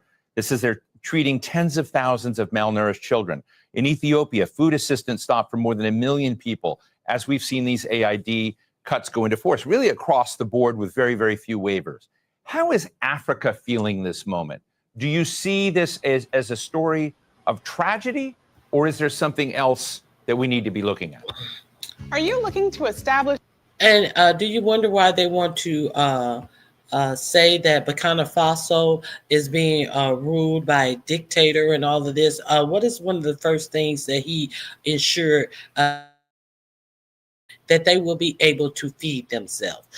He poured a lot of money, bought a lot of tractors, did a lot of infrastructure into being sure that they would be able to feed themselves, so they would not be dependent upon the West or any food services that they have to appeal in giving up their land and get nothing for it. These people are still living in primitive times for these food packages that they're sending over there, but yet they're doing nothing but robbing them of their wealth while they're over there and keeping them on the verge of starvation. Let's be clear. If you give a man a fish, he'll eat for a day. If you teach a man to fish, he'll eat for a lifetime. That's what they're doing over there. They're just giving a man a fish tail, a fish fin to suck on and suckle and just barely survive. Let's continue.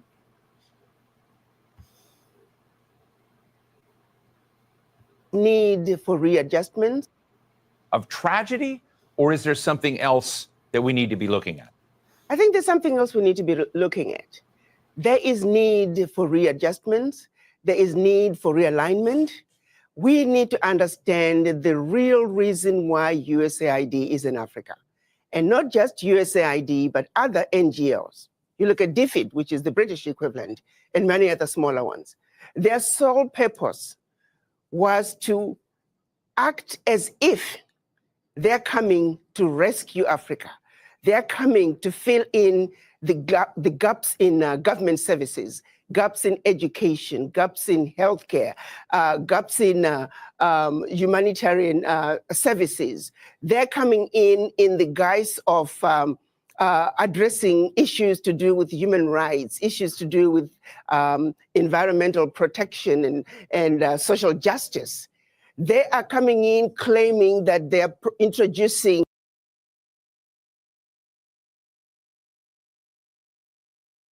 that they are not coming in for any of those things, because social justice is a lot of the things that are in executive orders of 45, 47, that he does not want any social justice programs.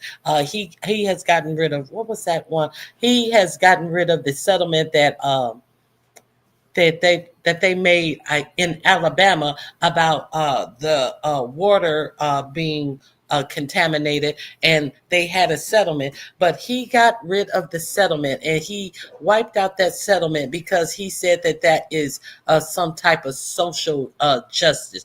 Why? Because the contaminated water was in a black area of Alabama. I think it was Alabama. Alabama. You would know that he is against any type of social justice. Let's continue. Grassroots initiatives that are going to help the people. And so they use that as a way to go into the most remote parts of Africa. They're talking about government advocacy. When you look at it on paper, it all looks really good, but they're actually wolf in sheep's clothing. They are using that open access sounding humanitarian to constantly destabilize governments. I can tell you right now, the majority of African leaders, and not just African leaders, but leaders in the developing world, are celebrating the exit of USAID. I was listening to a program, I believe it was CNN, and I was jumping up and down. It was a government official from Hungary. He was echoing the same sentiments. He said they are happy USAID is leaving Hungary because they are always supporting opposition.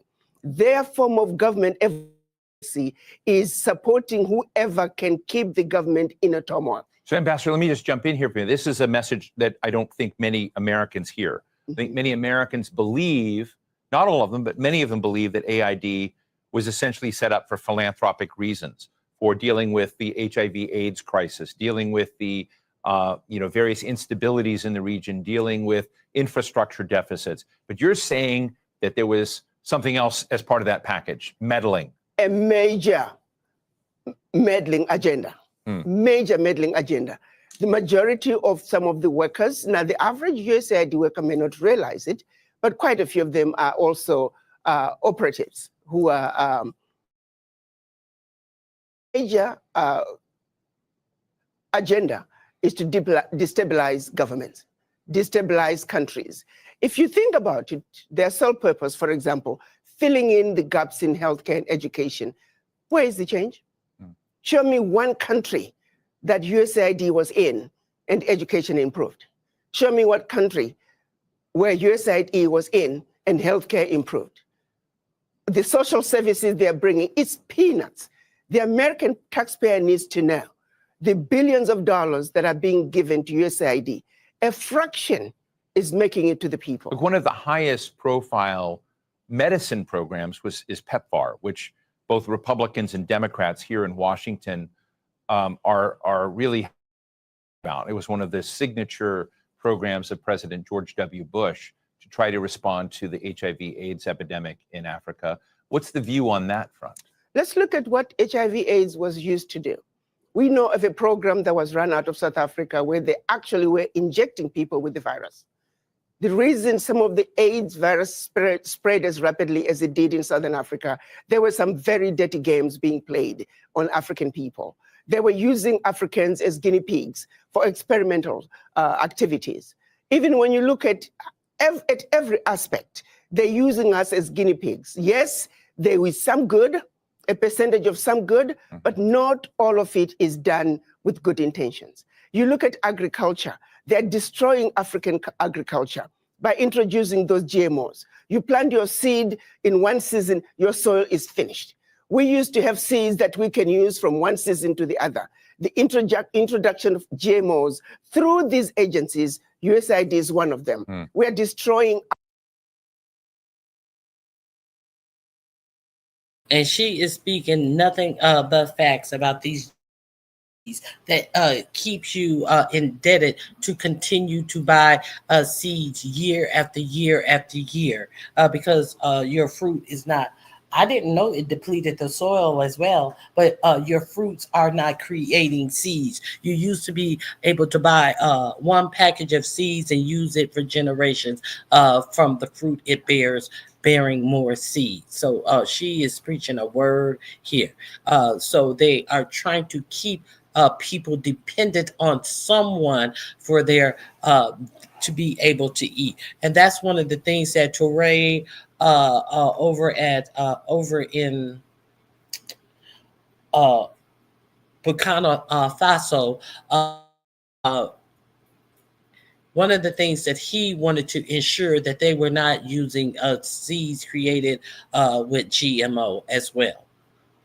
So she's speaking facts right here. Africa in a massive way. A little good is coming out, but by and large, the end result. And they do not like it. They do not like them being on top of this shit. They mean no good. They can turn around and give us an inventory and say, as long as you have been in Africa and also other parts of the world, show us your success rate. You claim you are helping governments with education and healthcare. Show us your success. And say, African governments, why do you need this little aid to assist you in providing proper healthcare, proper education? The average African government can afford to provide those services for their people. I happen to have many friends that work for USAID, both in the field but also in Washington. And I have to tell you, I know that they believe that they're doing good, that they're trying to move the needle for those that are in desperate situation and desperate conditions.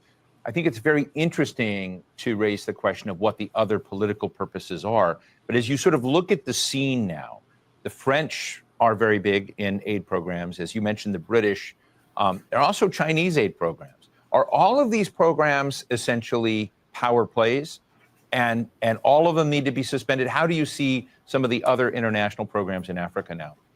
Best way to clean your dog's ears? Q-tips? Nope. Chemical dry.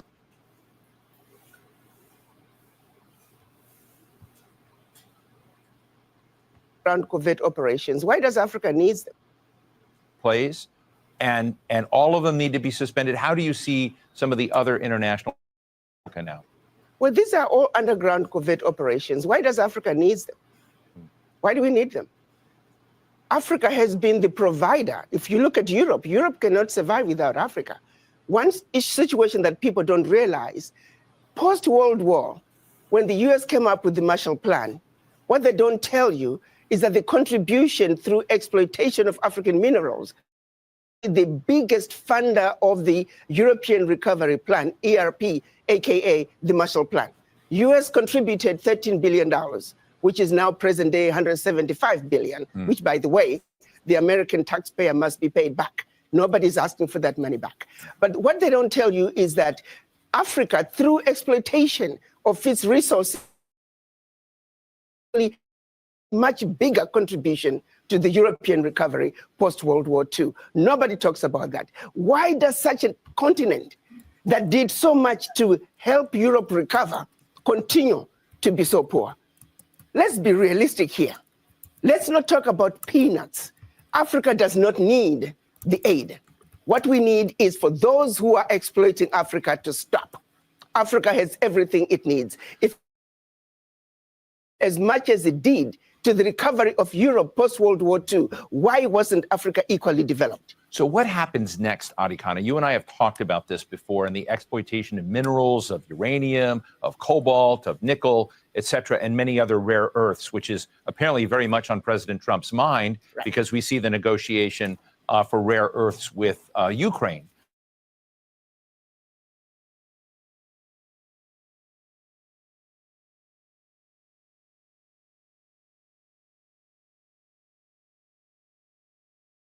What happens now when these aid programs are withdrawing? Does the social contract between, American mining operations or other global mining operations, does it give an opportunity for the power dynamic to shift and change? And what will that look like? I think this is a wake-up call for the African leaders. To the same extent that President Trump is saying USA first, African leaders must also say Africa first. This is a wake-up call to the African leaders to take inventory of what is really happening in their countries. Do they really need the peanuts that are coming in as aid? What is really going out? If I may use the example.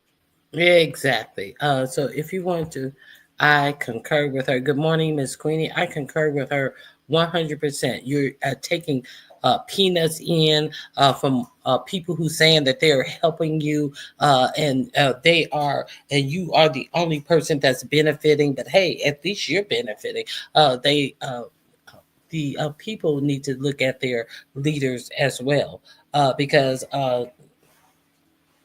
everybody else is getting rich off of y'all, and y'all don't even need these people. Don't need any of these people.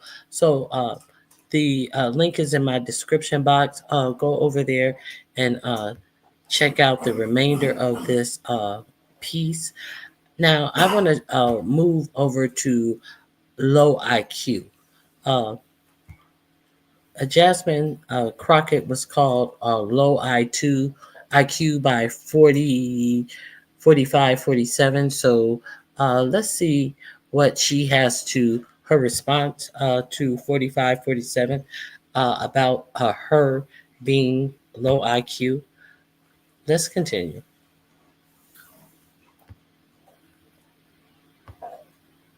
Jasmine Crockett of Texas, Congresswoman, your response. The fact that you just got done engaging in a conversation where we have a president of the United States who has no idea about the oath that he just took on January 20th tells me everything that I need to know. He didn't even have good sense enough in that same interview to say something as simple as, yes, I will follow the Constitution. The thing that actually derived from the oath that he was supposed to take. And he supposedly took an oath, which there's a lot of people that point out that he never put his hand on the Bible, even though he acts as if he could somehow be the Pope. But nevertheless, that oath specifically says that you will defend the Constitution. So the idea that you are now taking the Constitution and, as I said at the DNC, putting it through a paper shredder is a problem. And I think that this should not be partisan. This should be right versus wrong. A lot of the things that this administration is doing, they don't have anything to do with partisanship. This is right versus wrong. And right now, they are consistently wrong. So President Trump referenced the notion you're the future of the Democratic Party.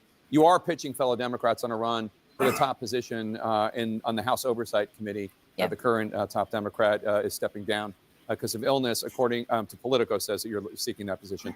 Do you think you are the future of the Democratic Party? And if not, who else is? I don't know that I'm the future of the Democratic Party, but I do know that in this moment, we need people that are unafraid and willing to go after this administration for the good of the entirety of the country. And I think that that is an opportunity that I would have sitting as the ranker on oversight. We will be able to conduct investigations. And as they are not wanting the American people to know about things such as what's going on with FAA, as you were just talking about Newark, or what's going on as it relates to our food, or what's going on as it relates to these firings and how that is impacting, say, our veterans that are trying to go and seek the treatment that they need. They don't want to be transparent and open with the American people. And I want to do that. I want to make sure that we are shining a light on all the darkness that they are bringing to our country right now. So President Trump says his administration's latest self-deportation policy will allow some migrants a potential path back to the U.S. DHS also says it will pay an additional $1,000 to people who verify that they have left the U.S., people in this country illegally, who have left the U.S. and have returned to their home country. I want you to listen to what White House Deputy Chief of Staff Stephen Miller said about this a few days ago. A single illegal alien family over the course of its lifetime may cost U.S. taxpayers over $1 million. So when you give an illegal immigrant a check for, say, $1,000 or $2,000, whatever it may be, $3,000 to leave the country, you're saving taxpayers hundreds of thousands of dollars. This also saves money relative to us having to go out and find that illegal alien and physically arrest them and deport them. You represent a border state. Obviously, there are a lot of undocumented migrants in Texas. What do you make of this? Would you advise any undocumented individual who comes to you that maybe they should take the money and go back to their home country? What's your take on it all? I wouldn't trust this administration for anything. First of all, they are terrible about paying their bills, number one. Number two, most of those people that have come over, regardless of what this administration said, they came over because they were fleeing things such as the fact that they don't have the opportunity to work and earn a living, or they're fleeing political violence. Okay, so I disagree with the fact that they can't earn a living. Hey, Candy Cane, in their country, so they can get a job in our country. It's plenty of people who are in our country who can't get jobs themselves. And once you start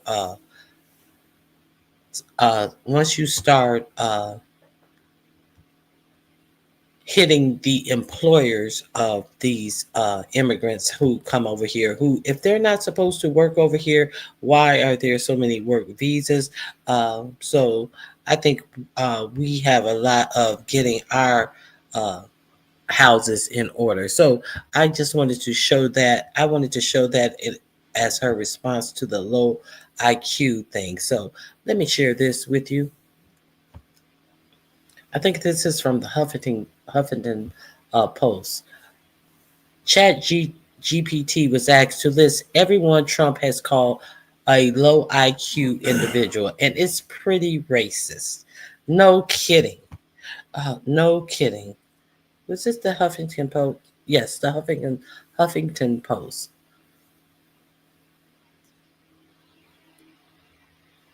On Sunday, President 47's sat down for a wide-ranging interview with NBC's Meet the Press, and in characteristic form, he took some time to call out his haters. Democrats have a new person named Jasmine Crockett, 47 told NBC News' Christian Walker, while speaking about the state of the Democratic Party. I watched her speak the other day, and she's definitely a low IQ person. Crockett, who represents Texas in the House of Representatives, frequently criticizes the president and has become a target of 45-47 as her star has risen among the Democrats. 45-47 remarks on Sunday mirror comments he made about her back in March, when he said she's a lowlife. She's a very low IQ person. So she's a lowlife and very low IQ. I remember they was trying to call her ghetto and all of this type of stuff when she has been in an attorney had her own business, had her own company for over, I believe it was 20 years before she got into government. So, and then when they couldn't continue to call her ghetto because she was spanking their ass on the facts, and they knew that she was intelligent, then they tried to say like, oh, she's just playing around. She's trying to fool the voters, and she grew up in a upper middle class family, and she just tried to put on and like she's the sister home girl for y'all, so y'all vote for her. So which one is it? Okay, so okay, let me see. Trump remarks on Sunday mirror the comments that he made about her back in March. As she's done in the past, Crockett responded directly to the 45-47 taunts, writing on X on Sunday, "For you to be in charge of the whole country, you sure do have my name in your mouth a lot. Every time you say my name, you're reminding the world that you're terrified of smart, bold Black women telling the truth and holding you accountable. So keep talking." Okay, I ain't mad at him. Okay. Trump has long held up IQ as the be-all, end-all measure of self-worth. He equally is obsessed with good genes and others, usually migrants, bad genes. When he is, wait a minute, let me enlarge this. Lord have mercy.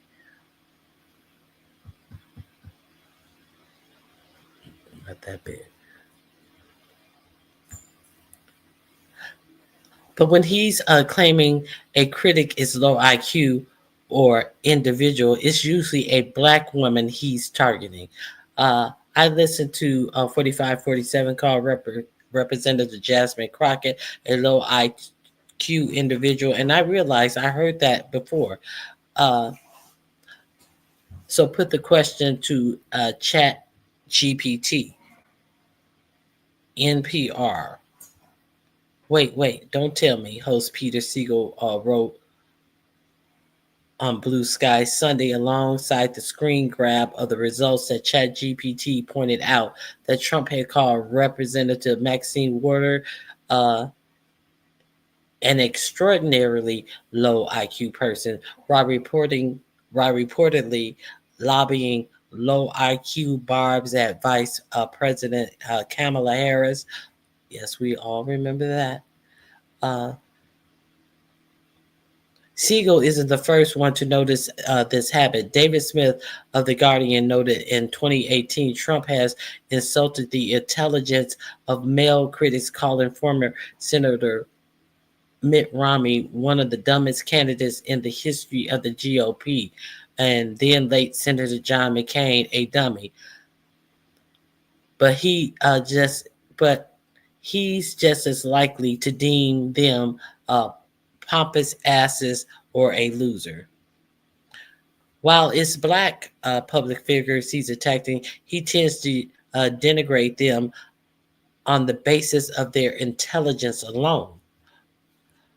You're low IQ because you're Black and your IQ cannot get any higher.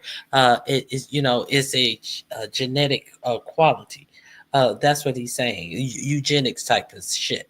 That's the whole thing about the low IQ. Is because you're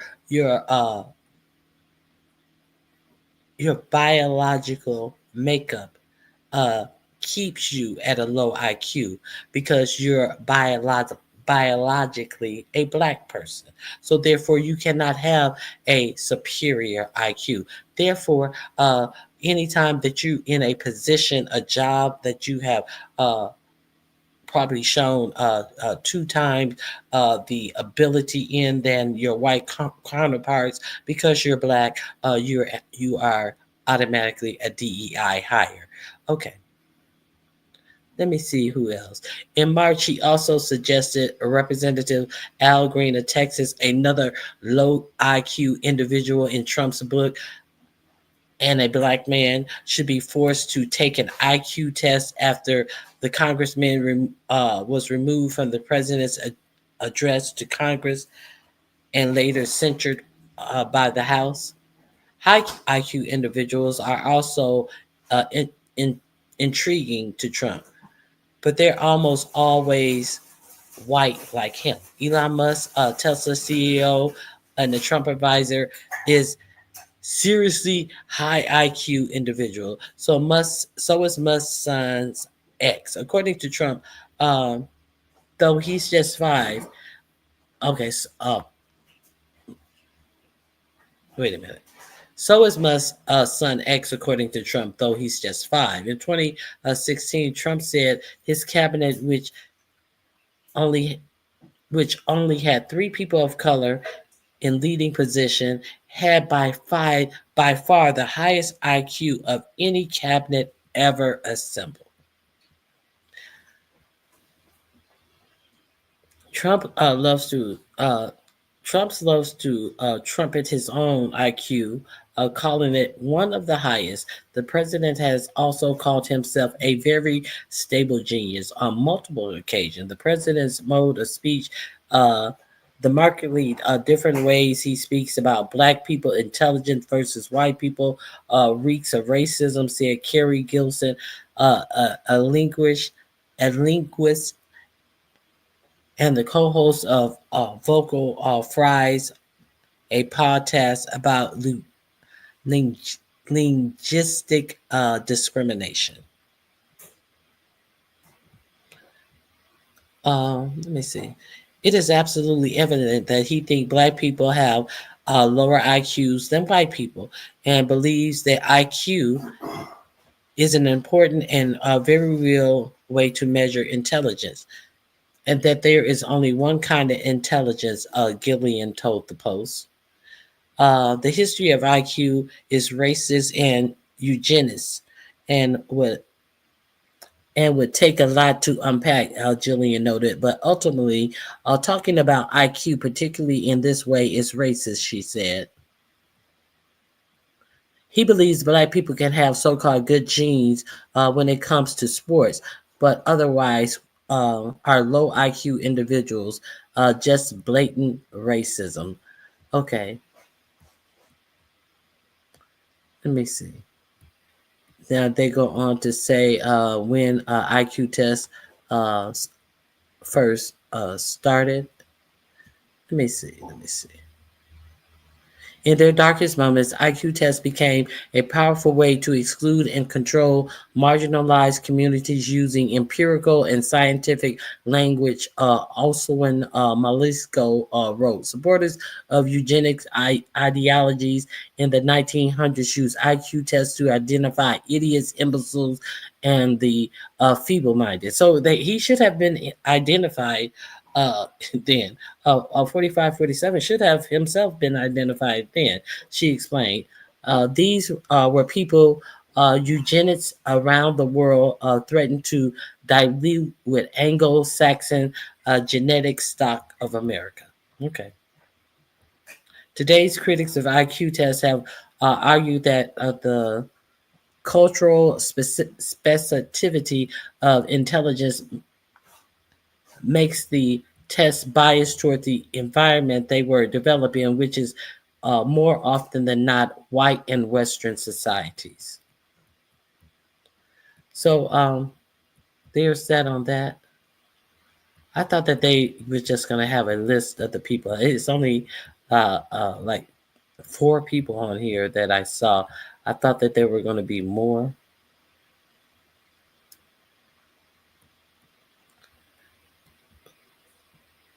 By using this rhetorical strategy, one of his favorites, he's able to avoid the issue of being debated or the criticism retorting our attention to the person who made the criticism.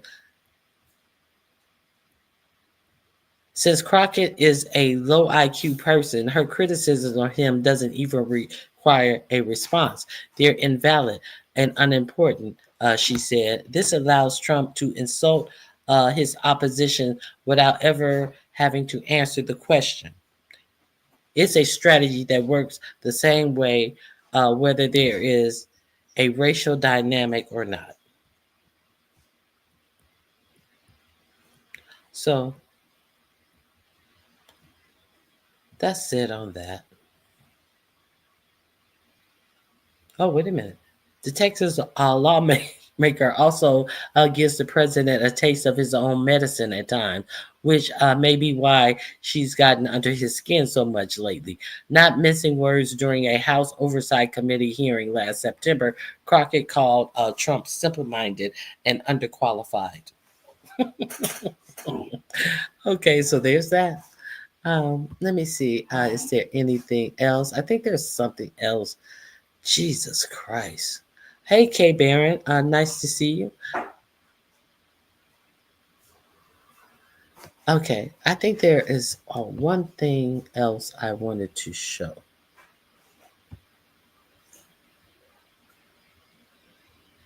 Let me get rid of this stuff that I've already shown you.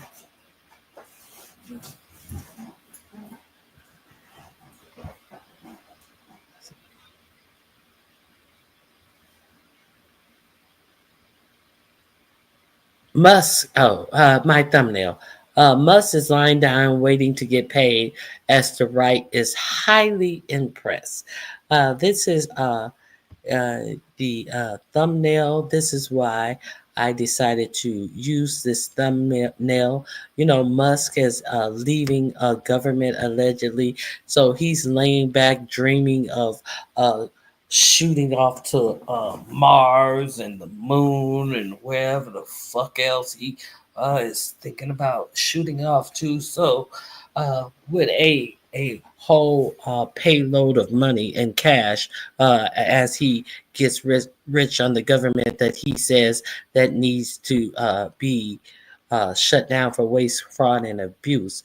So I love these commentators. If you have not gone to their page, go check these ladies out. They crack me up, and they have a few things to say about the muskrat.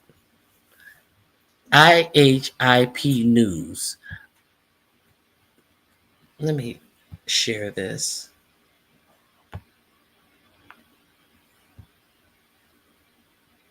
Is trying to revamp his image. Seems like Elon Musk is trying to revamp his image a little bit. He does a interview with famed entertainer and propagandist and prissy man who is constantly trying to prove his masculinity to the Fox-based Jesse Waters. This I thought was a really weird exchange between the two of them that we need to analyze. The backup plan in case something bad happens here, going to Mars. That's one of the benefits of Mars is life insurance for life collectively. So eventually, all life on Earth will be destroyed by the sun. The sun is gradually expanding, and so we do at some point need to be a multi-planet civilization because Earth will be incinerated. I'm hearing this for the first time. No one's ever told me the sun is going to burn Earth. Earth. Disputed fact. I'm not disagreeing with it. Okay. I'm just saying This is why they want to dismantle the Department of Education, because we could ask the third and fourth. Talk about low IQ. That's why they want to ban books and all of that. These right-wing nut jobs, the real low IQ people. graders about the sun and that eventually it will die, that it's a star that has a lifespan and that will die. Jesse Waters, patriot extraordinaire, is hearing this for the first time. Are you kidding me? Well, here's the deal. They sit around on Fox News and deny climate change. And then they platform Elon Musk to tell us something everybody knows. And they act like it's an aha moment. It is just eaten up with the dumb shits across the board. I had Kylie cut the clip off a little earlier, but he goes on to say, Elon Musk goes on to say the earth and is, billions and billions of years old in the universe. And he talks about these major time frames, which as I watched, I thought that's going to be interesting for the evangelical Fox base that thinks the earth is 5,000 to 6,000 years old and that human beings cohabitated with dinosaurs. Okay. So next up we have Lara Trump. And she is so impressed with Elon, you guys. I mean, she is so impressed with him. Asking, getting a lot done in many different arenas. I also still have my little office and my cute little office in the West Wing, by the way. It's like comically small. People have taken photos of it and stuff, but I wanted it to be tiny. And even this office I use, but it's also used for meetings and stuff. So I try not to, use up a lot of space. In fact, I usually don't even have at my companies. I don't even have an office. I just walk around, talk to people, and have meetings. That's how you know what's going on. Yes. That's how you know what's going on. Now, very famously, there was a story about you when you first came to DC. You slept on a couch in your office. This is where the richest man in the world slept. Yeah. Wow. That's amazing. Why did you do that? Wow. That's amazing. Why did you do that? Oh, just amazed by so little. The richest welfare queen in Washington fell asleep on his couch. But these heifers are about to go in. These heifers are about to go in. She's, you step on your couch. Oh, why? All breathless. Maybe it's because these pumped up lips to look like a black woman's lips. She can't move her mouth. What? Oh, you step on your couch. What? Oh, the richest man on the earth. Okay, let's read. You slept on a couch in your office. This is where the richest man in the world slept. Yeah. Wow. That's amazing. Why did you do that? Well, I didn't really have a good place to start. That's amazing. Let me tell you why he did that, Lara. I'll tell you exactly why he did that.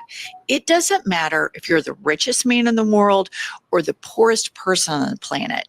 People that abuse drugs do weird shit.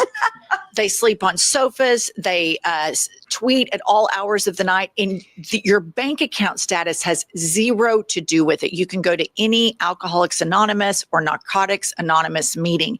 And the experience for the addict is the same for the poorest and the richest. And so this is not some profile and courage that Elon Musk slept on a sofa. These are the ramifications from doing ketamine all night long and then sitting there on your phone, sending out rage tweets and homophobic, transphobic, racist conspiracy theories at all hours of the night.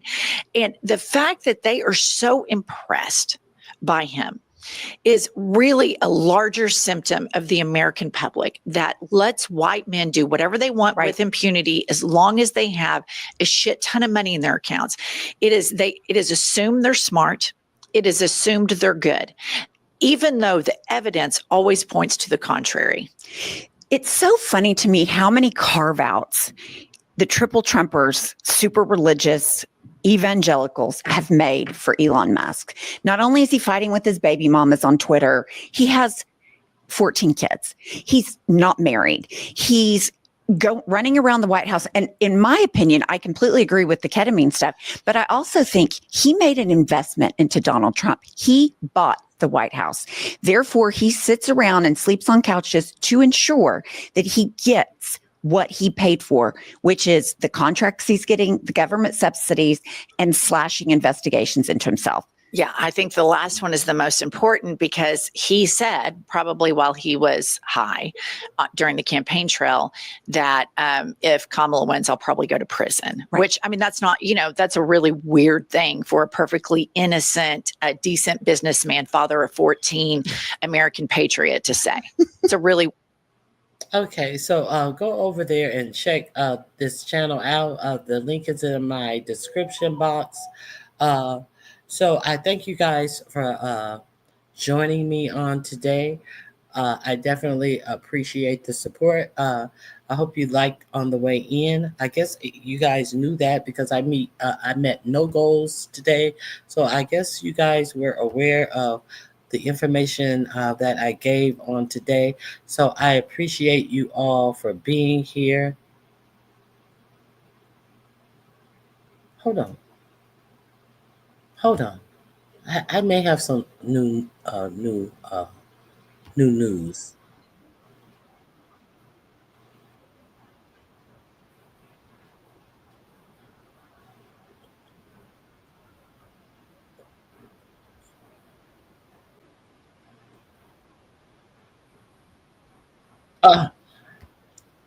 Democrats are cross-examining 47's administration.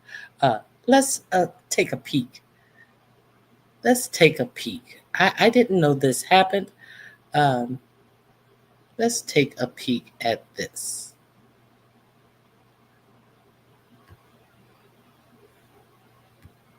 I will drop the link to where you can find this.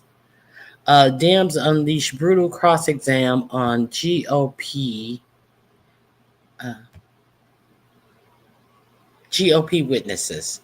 That's found on the Midas Touch. I will add this link to my description box, and I'm going to drop it in the chat as well right now, where you can find this. Let's see some of this cross-examination, shall we?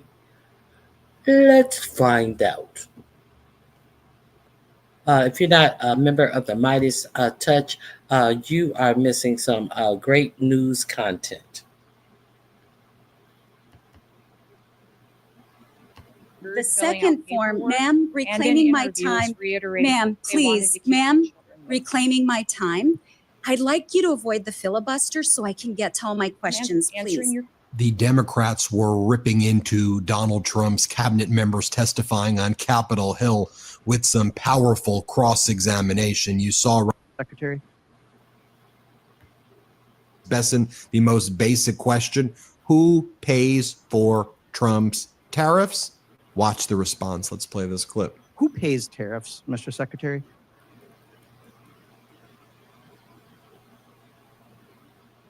No. Answer the questions I asked, please. I only have 5 minutes. Who pays tariffs? Sorry. Well, who pays tariffs? Sorry, Mr. Secretary, please. Excuse me. The question is very simply, who pays tariffs, Mr. Chairman? I'd like him to answer that question. Well, he wants to answer other questions. Well, Congressman, if the exporters, they dislike tariffs so much, why wouldn't they? If I think what you're trying to get me to say. Did you remember the question? I'm not sure you did. Who pays tariffs? It's a very complicated question. Reclaiming my time. People pay tariffs, right? Reclaiming my time, Mr. Secretary. Reclaiming my time, Mr. Secretary. Reclaiming my time. You clearly aren't going to answer it. I'm not going to waste my. Next up, Democratic Congresswoman Jasmine Crockett goes one by one with the individuals who the MAGA Republicans called to this committee hearing, and she goes and explains. Seems pretty easy that Trump's policies are bad. Wouldn't you agree? Don't you think that these are some low IQ policies, she says. Here, play this clip. Thank you so much, Mr. Chair. Okay, I don't really know where to begin. We've got a lot of ground to cover in about 5 minutes, so let's go. I've got 3 statements that I want to know if you agree or disagree with, and I want to just go down the row. Yes or no? Does cutting pay typically assist in recruiting a workforce? Yes or no? No. No. Generally, no. No. Thank you. It sounds like a low IQ implementation to me. So let's go to the next one. Does poor working conditions assist with recruitment? Yes or no? No. No. No. No. Sounds like another low IQ implementation to me. And finally, I'm going to start with Mr. Potter because I don't know how this is going to go. Does union busting help with recruitment? No. I know nothing about unions whatsoever. I'm Okay. sorry. I don't know anything about unions either. Okay. No. Okay, so again, another low IQ implementation. I just want to be clear that the American people should know that these are all Trump 2.0 policies. So when we say that he's failed, let me tell you, we got receipts, and those are some of the receipts. So when we start talking. So then the MAGA Republicans were getting so ripped to shreds yesterday, and they really have no ability to even debate anymore. And Congressmember Neguse, the Democratic Congress member, is just like, okay, no one here. Watch this clip right here. Support it. Perhaps I'll try something a little different this time because I have made repeated offers to the chairman to try to engage him in debate. I've made good faith efforts to convince my colleagues that they should rise to the occasion and on behalf of their constituents be willing to defend their values, defend the positions that they have taken. But that has fallen, unfortunately, on deaf ears and sort of just blanket refusal on the part of my Republican colleagues to engage in any kind of debate. So what I will just do, I will give my Republican colleagues an opportunity to explain to their constituents, to their colleagues, and to the American people why they believe this amendment should not be approved by the committee. Top chefs are switching to this titanium cutting board.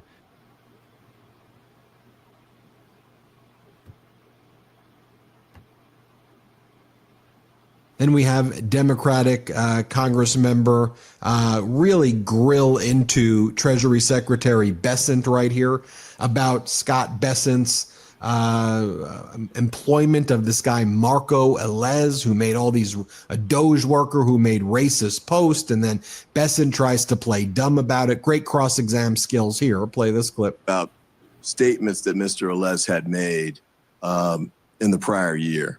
One was, you could not pay me to marry outside my ethnicity. Another was that he wanted to normalize Indian hate. The third was, just for the record, I was racist before it was cool. And another was, I just want a eugenic immigration policy. Is that too much to ask? This man resigned shortly after that article was published, but you don't recall him being there? Congressman, I did not recall that individual's name, but that individual was terminated. He was terminated. Okay. Well, I appreciate that. Although it appears that he then later turned up. He was terminated, but then of all people, J.D. Vance, who is married to an Indian, cheerleaded for him to be put back in his Doge position. So we're saying that we know that some of these agencies like the IRS, the Treasury Department, they onboarded Doge people as an excuse to say that they were actually employed by the Treasury Department, the IRS, to give them a plausible deniability for the reason that they were accessing the computers with read and write access to the Treasury Department, the computers, the IRS computers. We're clear on that. If we're not clear, let's get clear on that. They actually were working for the Treasury Department, this man. He doesn't know his name. I don't know his name, and that means what? You know that it happened. You know who he is. You know exactly who this is. It was all over the news, and you had onboarded him on from Doge. How many people had you onboarded on to the Treasury Department from Doge? Do you even know what's going on in the Treasury Department?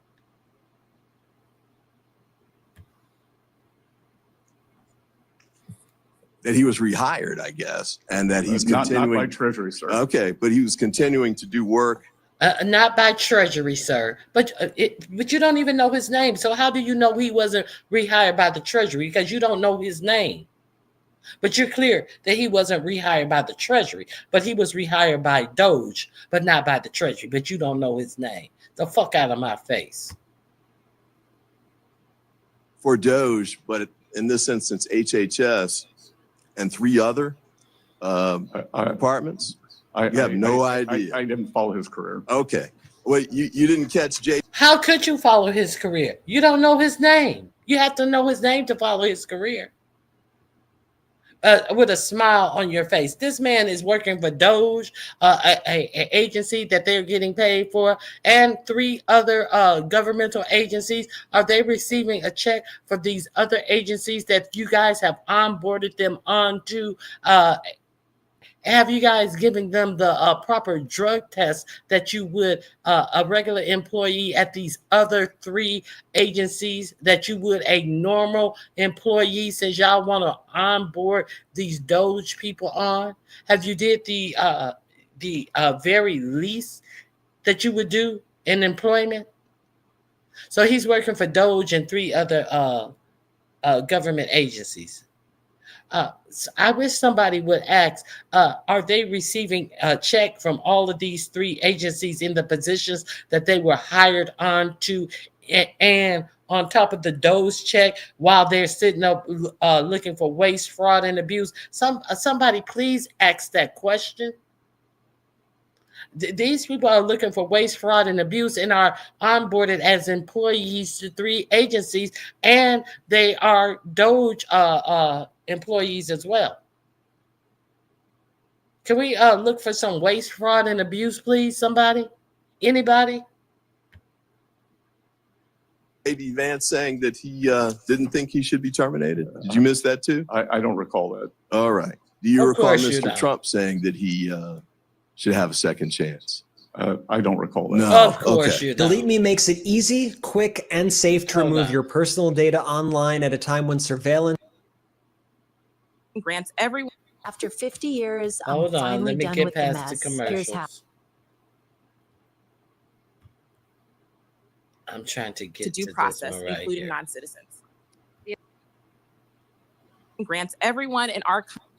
Here's her exchange with Kristi Noem. Let's play this clip right here. Do you believe that the Constitution grants everyone in our country the right to due process, including non-citizens? The administration has the authority to. Ma'am, I'm looking for a yes or no question. Yes or no. Do you believe The administration has no higher authority than the Constitution, you stupid bitch. The administration has the authority. No, she asked you about the Constitution. Let me see what this bitch trying to lie and say. The administration has authority to do what? To follow the Constitution. That's it, ho. With Kristi Noem. Let's play this clip right here. Do you believe that the Constitution grants everyone in our country the right to due process, including non-citizens? The administration has the authority to. Ma'am, I'm looking for a yes or no question. Yes or no. Do you believe the Constitution? Yes, ma'am. Do you, ma'am? Claiming my time, Mr. Chairman. Okay, Secretary Noem, I'm just looking for a yes or no here. Do you believe the Constitution guarantees due process to everyone in America?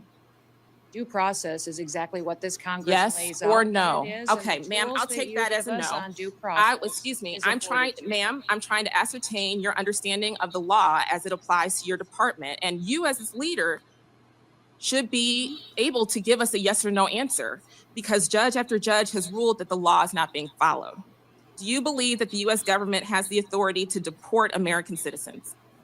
No, and we are not deporting great. U.S. citizens. I'm so happy to hear that you do not believe that the law gives you that authority, because the federal government has no authority under U.S. laws to deport any American citizen.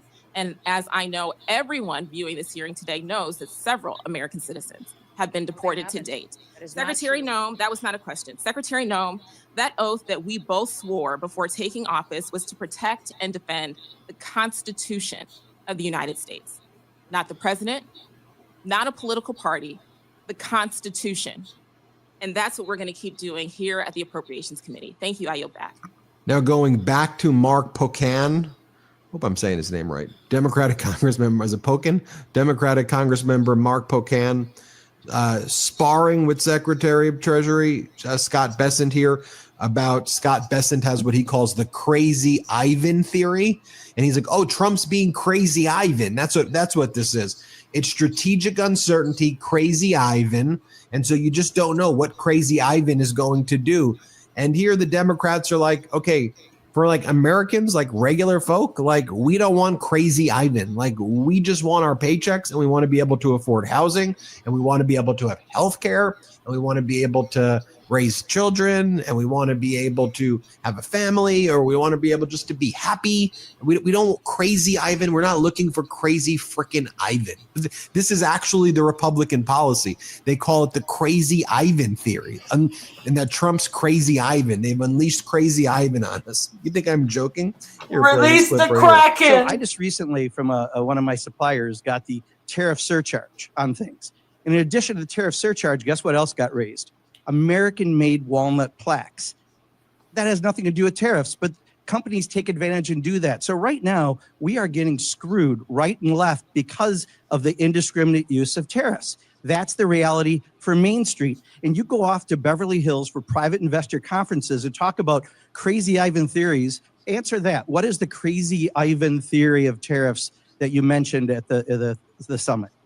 Well, first of all, sir, I've had meetings with more than 50 small lenders. So I want to clarify that. I would also say that in game theory, strategic uncertainty, of which you seem to like the name Crazy Ivan. Well, it's your words, correct? Didn't you use Crazy Ivan at the Well, you've used it 5 times. And that's the question, Mr. Chairman. I am saying the strategic uncertainty is part of negotiations. That should we say, here's what we'll accept. Please take this. Okay, I've got your answer. Thank you. I'm going to reclaim my time again. So for a small business, we don't have that luxury, right? When the ports are empty in California and we can't get goods and people are stocking up for Christmas goods, Crazy Ivan is great for, please don't take this offense, really rich people like you. But for people like me, it's not, right? That's what makes small businesses fail. That's what makes people lose their jobs. That's what makes the stock market tank. So I'll ask one more time, who pays tariffs? Sir, the history would show that it is a complicated mix of who pays the tariffs over various times. So that's exactly the problem. If your answer, and you are a very educated person, you have a very impressive bio, cannot answer the question who pays tariffs because you won't answer that, and you say it's a complicated issue. It's not complicated. Consumers pay Trump's tariff tax. That's the reality. Yeah, the crazy Ivan theory, everybody. Here's the clip that I showed you at the beginning of Democratic Congresswoman Escobar grilling Kristi Noem right here. Let's play this clip. Were any of the individuals who were deported, who had U.S. citizen children deported with them, were they given an opportunity to sign that form? When these, the specific cases that you're referencing with these children, it was the parents' choice to take their children. And did ICE which it is the follow policy through of the on the Trump policy? administration to keep families together. Did That is what we have ma'am, continued reclaiming to my do, time. is that I these told you at the children, top of this, their ma'am, parents took it. ma'am, reclaiming my time. I said that the questions are really simple. Yes or no.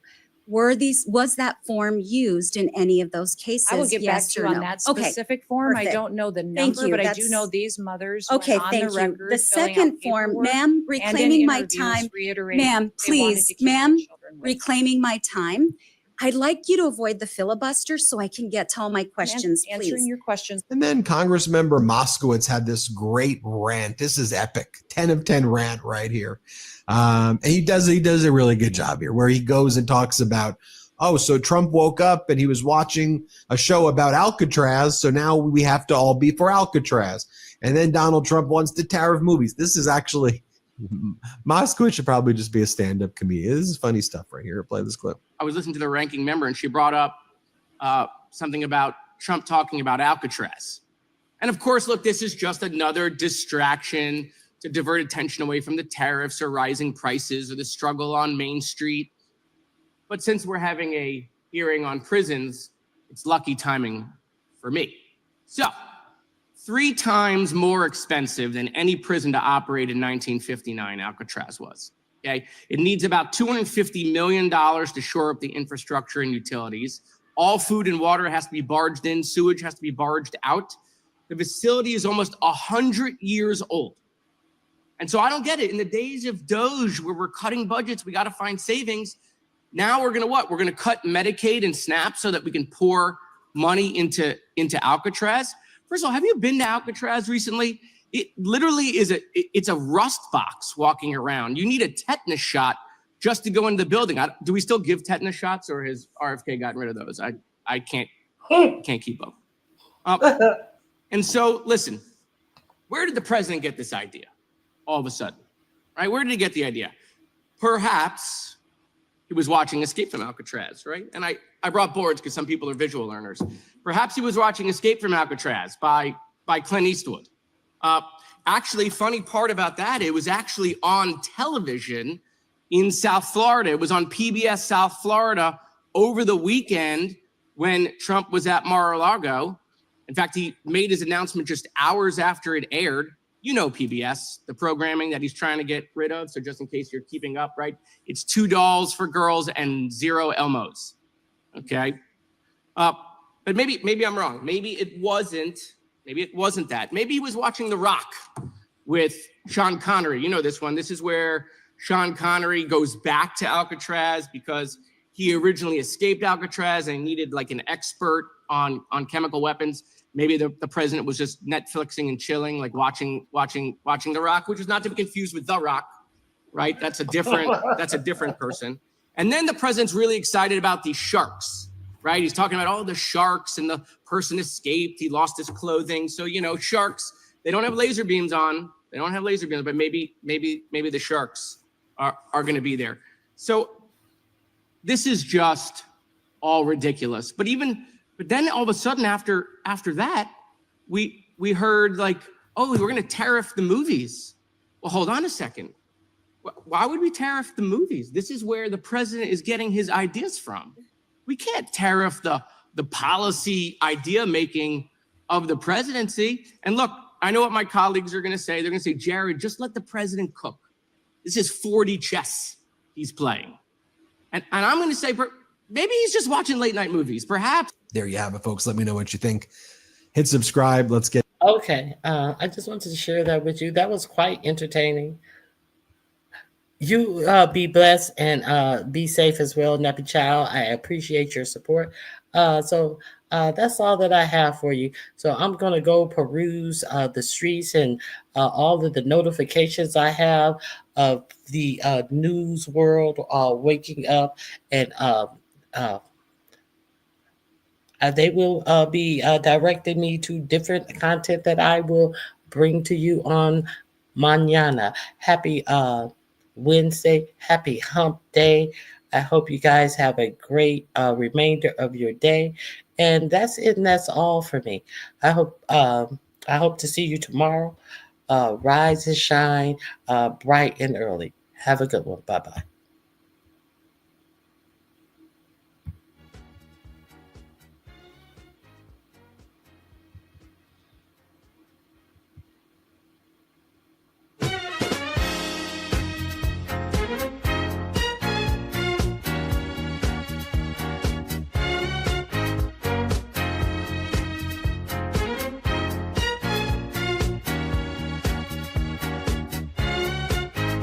In the morning when I'm driving, I really come alive when I listen to my Ronnie, Q. They are rare and they are few who can compare with Ronnie Q. So grab a chair, she's coming through. She's on the air. It's time for Ronnie Q.